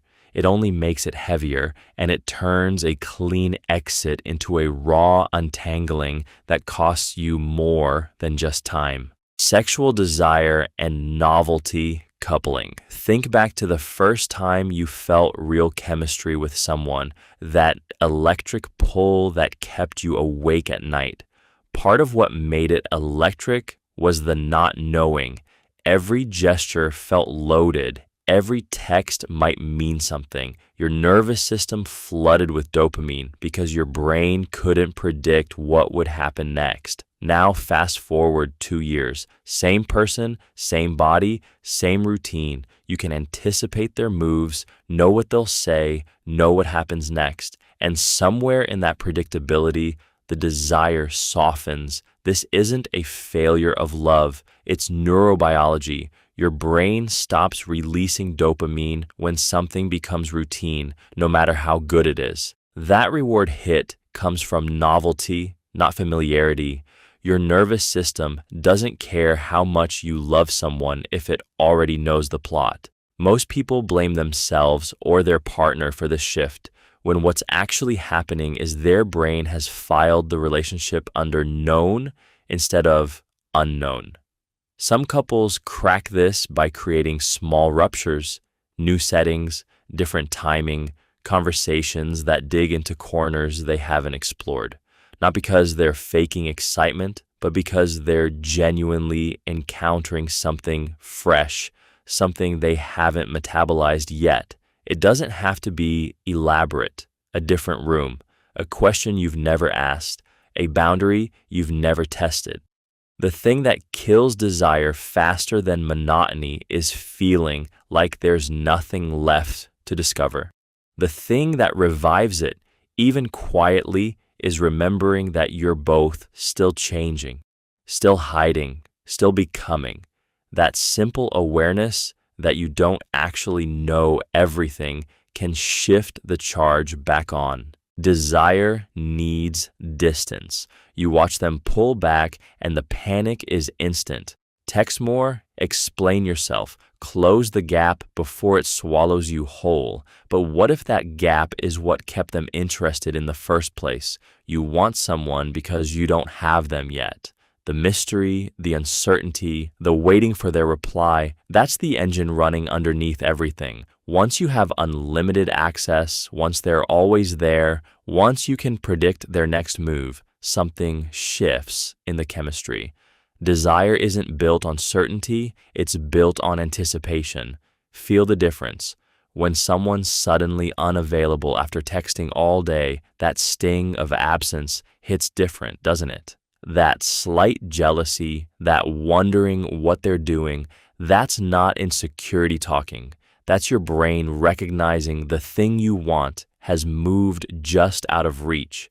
And when you're merged into one unit, texting constantly, planning every weekend together, you've made yourself predictable, boring almost. There's nothing left to discover, no reason to wonder, no space for them to miss you or build you up in their mind alone.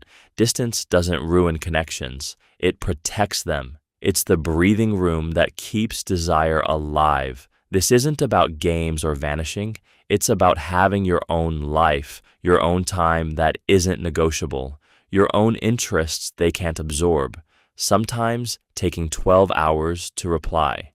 Being a full person they're choosing to move toward, not a gravitational force they're already trapped inside. The person with their own world is always more magnetic. Erotic self versus caretaker self. You've probably noticed the moment, somewhere around month 6 or year 2, the person you're with starts looking at you differently, not cold exactly, but like you're furniture in a room they've already memorized. What happened isn't really boredom. It's a split that quietly opened the moment you both felt safe enough to stop performing. Early on, you exist in both selves at once. You're the person who laughs recklessly and wants them, and also the person who remembers their coffee order and texts when they're sick. That duality is magnetic because it feels full. But then the caretaker self wins the time battle. You're organizing, remembering, soothing, managing the practical weight of things. Your erotic self, playful, lustful, a little uncertain and selfish, fully present in your own desire, gets pushed to weekends that never quite happen. Your partner stops seeing the person who wants them. They see the person who maintains them. And that's not exactly love killing, but it murders the electricity that made them feel chosen rather than managed. The trap is thinking these selves are enemies that one has to lose for the other to survive. They don't. Your erotic self doesn't need a separate night or a hotel room to exist. It can live inside the caretaker, playful while you're making dinner, lustful while you're listening, alive while you're also loyal. The move isn't scheduling date nights like you're performing maintenance. It's remembering that desire and care aren't opposites. They're the same person, seen whole. Let your partner see both at once, woven together, not one after the other. Merged identity kills polarity. 3 years in, and neither of you surprises the other anymore. Not because something broke, but because there's nothing separate left to discover. Somewhere between the first kiss and now, the two of you stopped being two distinct people and became a single organism with shared opinions, shared playlists, shared jokes only you understand, shared Netflix history, shared way of thinking about money and family and what actually matters. The polarity that made you magnetic to each other flattened into beige sameness. His recklessness meeting her groundedness, her vulnerability meeting his steady competence. Those differences didn't just fade, they merged completely. You became your relationship instead of two people choosing to build something together. And here's what nobody tells you. Desire needs that gap. It needs otherness. It needs the possibility that your partner is not entirely knowable, that they have a life and interest and depth you haven't completely absorbed into yourself. When you merge identities, you kill the mystery. You become predictable to each other in every context, every mood, every choice, every preference you haven't examined yet. Predictable is the enemy of attraction. This doesn't mean you need to perform distance or be strangers in your own home. It means protecting your individual thread, your friends, your hobbies, your separate self that your partner doesn't fully own or control or understand completely. It means staying curious about who they are becoming instead of assuming you already know them entirely. That small refusal to be completely merged, that gentle insistence on staying somewhat unknowable, is what keeps the tension alive. Without it, you're not lovers anymore. You're just roommates who used to spark. Differentiation and desire. You know that moment when you realize someone has a whole life you're not part of, separate friends, weird hobbies, ambitions that have nothing to do with you, and it hits different than you expected. Maybe it stings. Maybe it feels like relief. That reaction tells you something about how you've been taught to love. Here's what trips most people up. Desire actually requires that gap.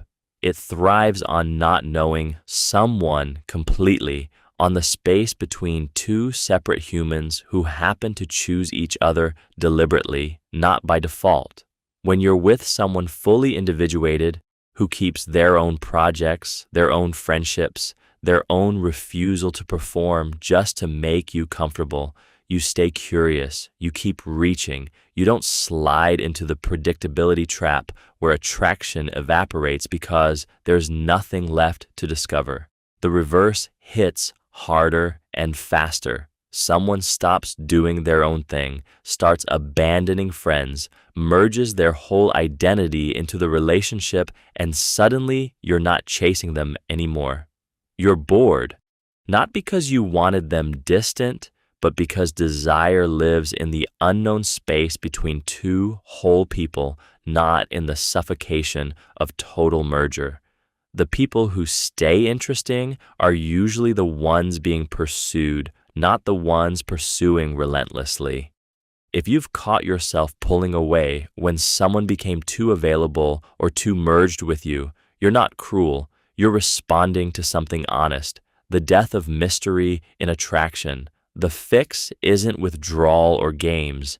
It's choosing someone who scares you a little because they're fundamentally themselves, with or without you. Boundaries as an attraction signal. You text someone you like and get no response for 6 hours. Your first instinct is panic. Maybe they don't care. But then they text back, and somehow that wait made them more interesting, not less. What you felt wasn't rejection, it was the presence of a boundary, and boundaries are quiet magnets in dating. When someone has limits, clear ones about their time, energy, availability, they become instantly more valuable. Not because they're playing games, but because a person who guards their own peace is someone who knows their worth. You know instinctively that they won't abandon themselves for you, won't lose sleep obsessing over your every text, won't collapse the moment you pull away. That stability is magnetic. The opposite is true too. Someone with no boundaries, no, who's available at 3 a.m, who drops everything to see you, reads as either desperate or damaged.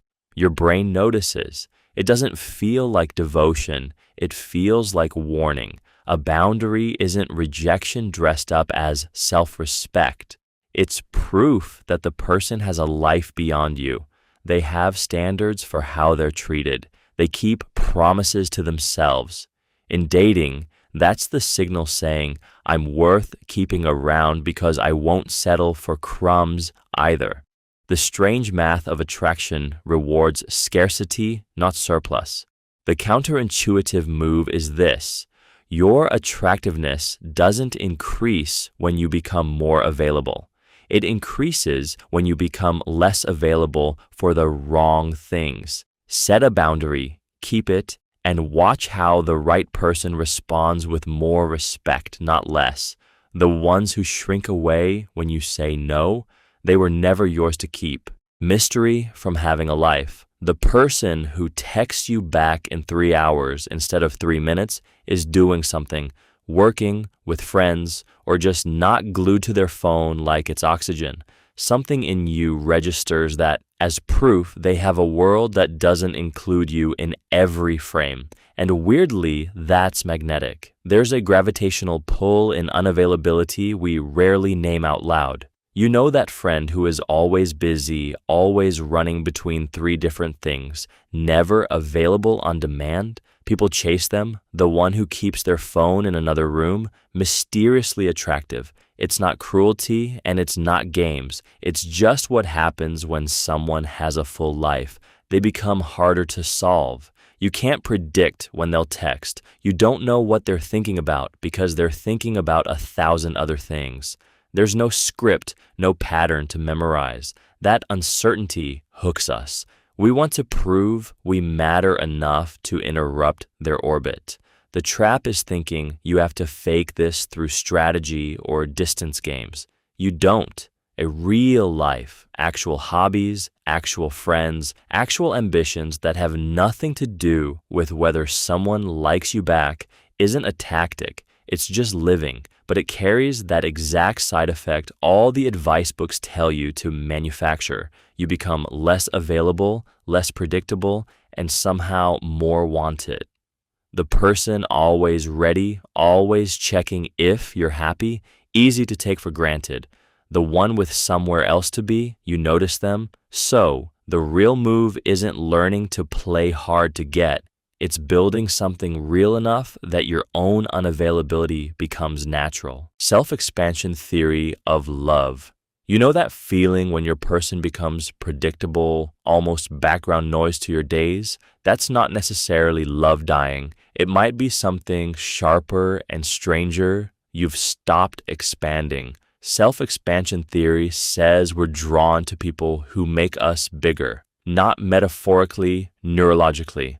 A partner who brings new skills, perspectives, experiences, or social circles into your life creates actual growth in how you see the world and what you're capable of. The rush you feel early on isn't just dopamine.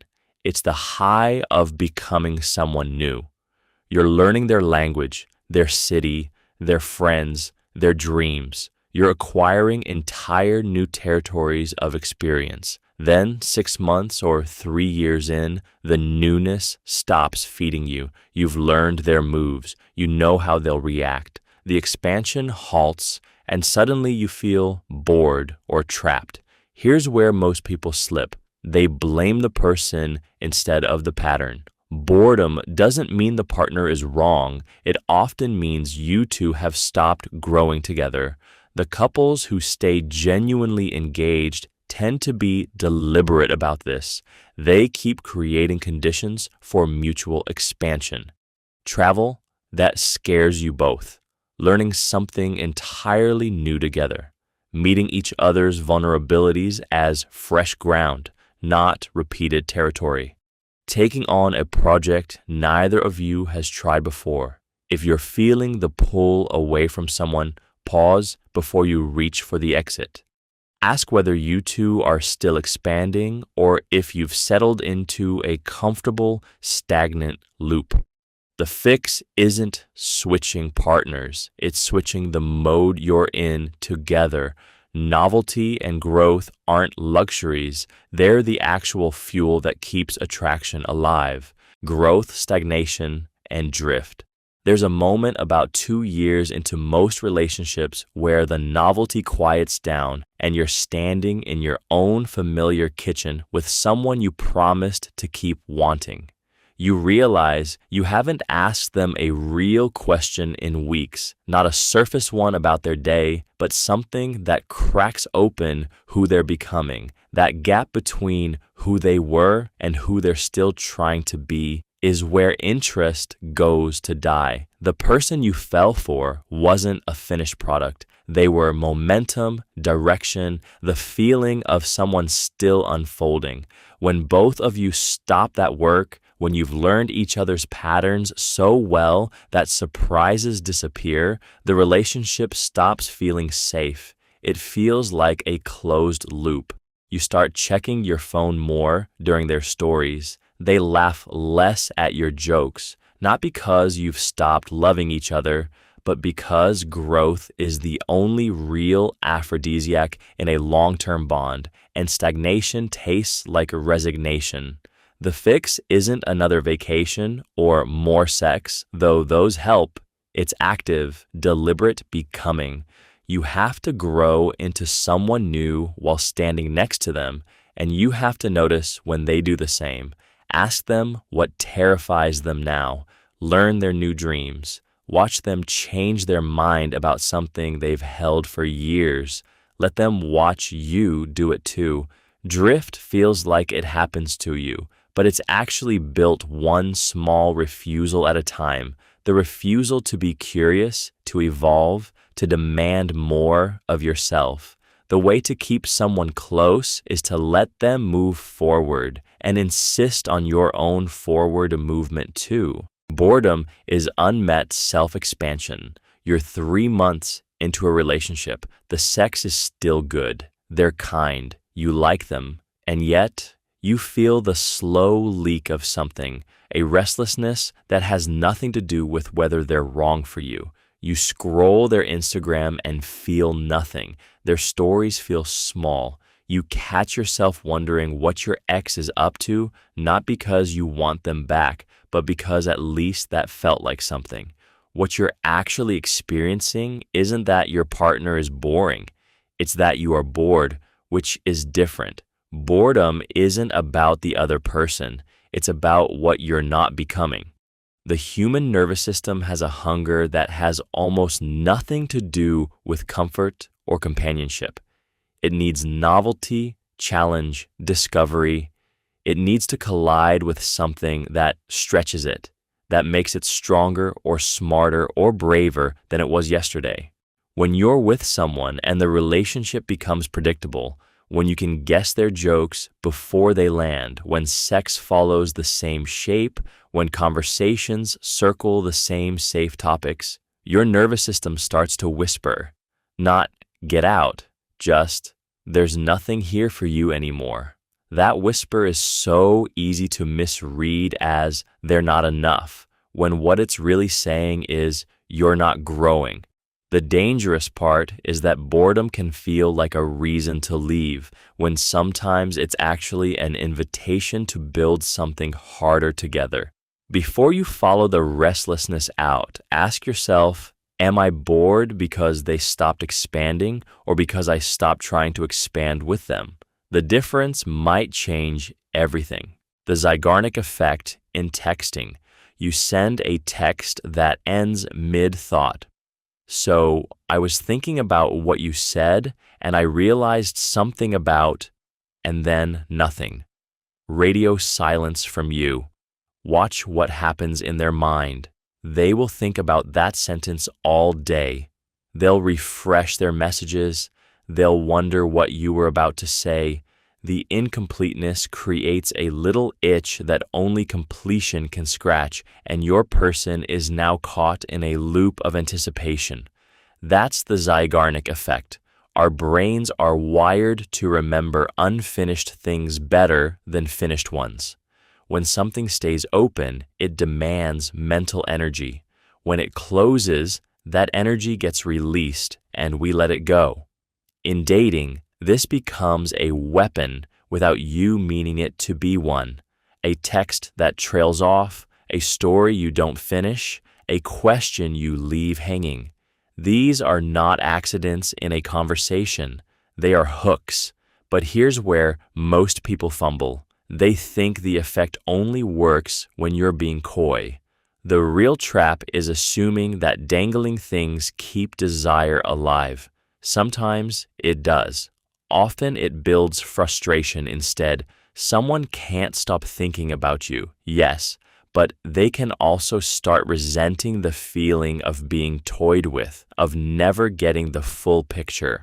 The best version of this isn't manipulation, it's genuine curiosity in a conversation. Ask them a real question that makes them want to answer. Leave space for them to wonder about you, not because you're playing games, but because you're actually interesting and selective about what you reveal. The difference is thin, but it's everything. The unfinished business hook. You know that feeling when someone leaves mid-conversation and you keep replaying what they said for days? Your brain won't let it go. That's the Zeigarnik effect. We're wired to remember incomplete tasks and unresolved moments way better than tidy endings.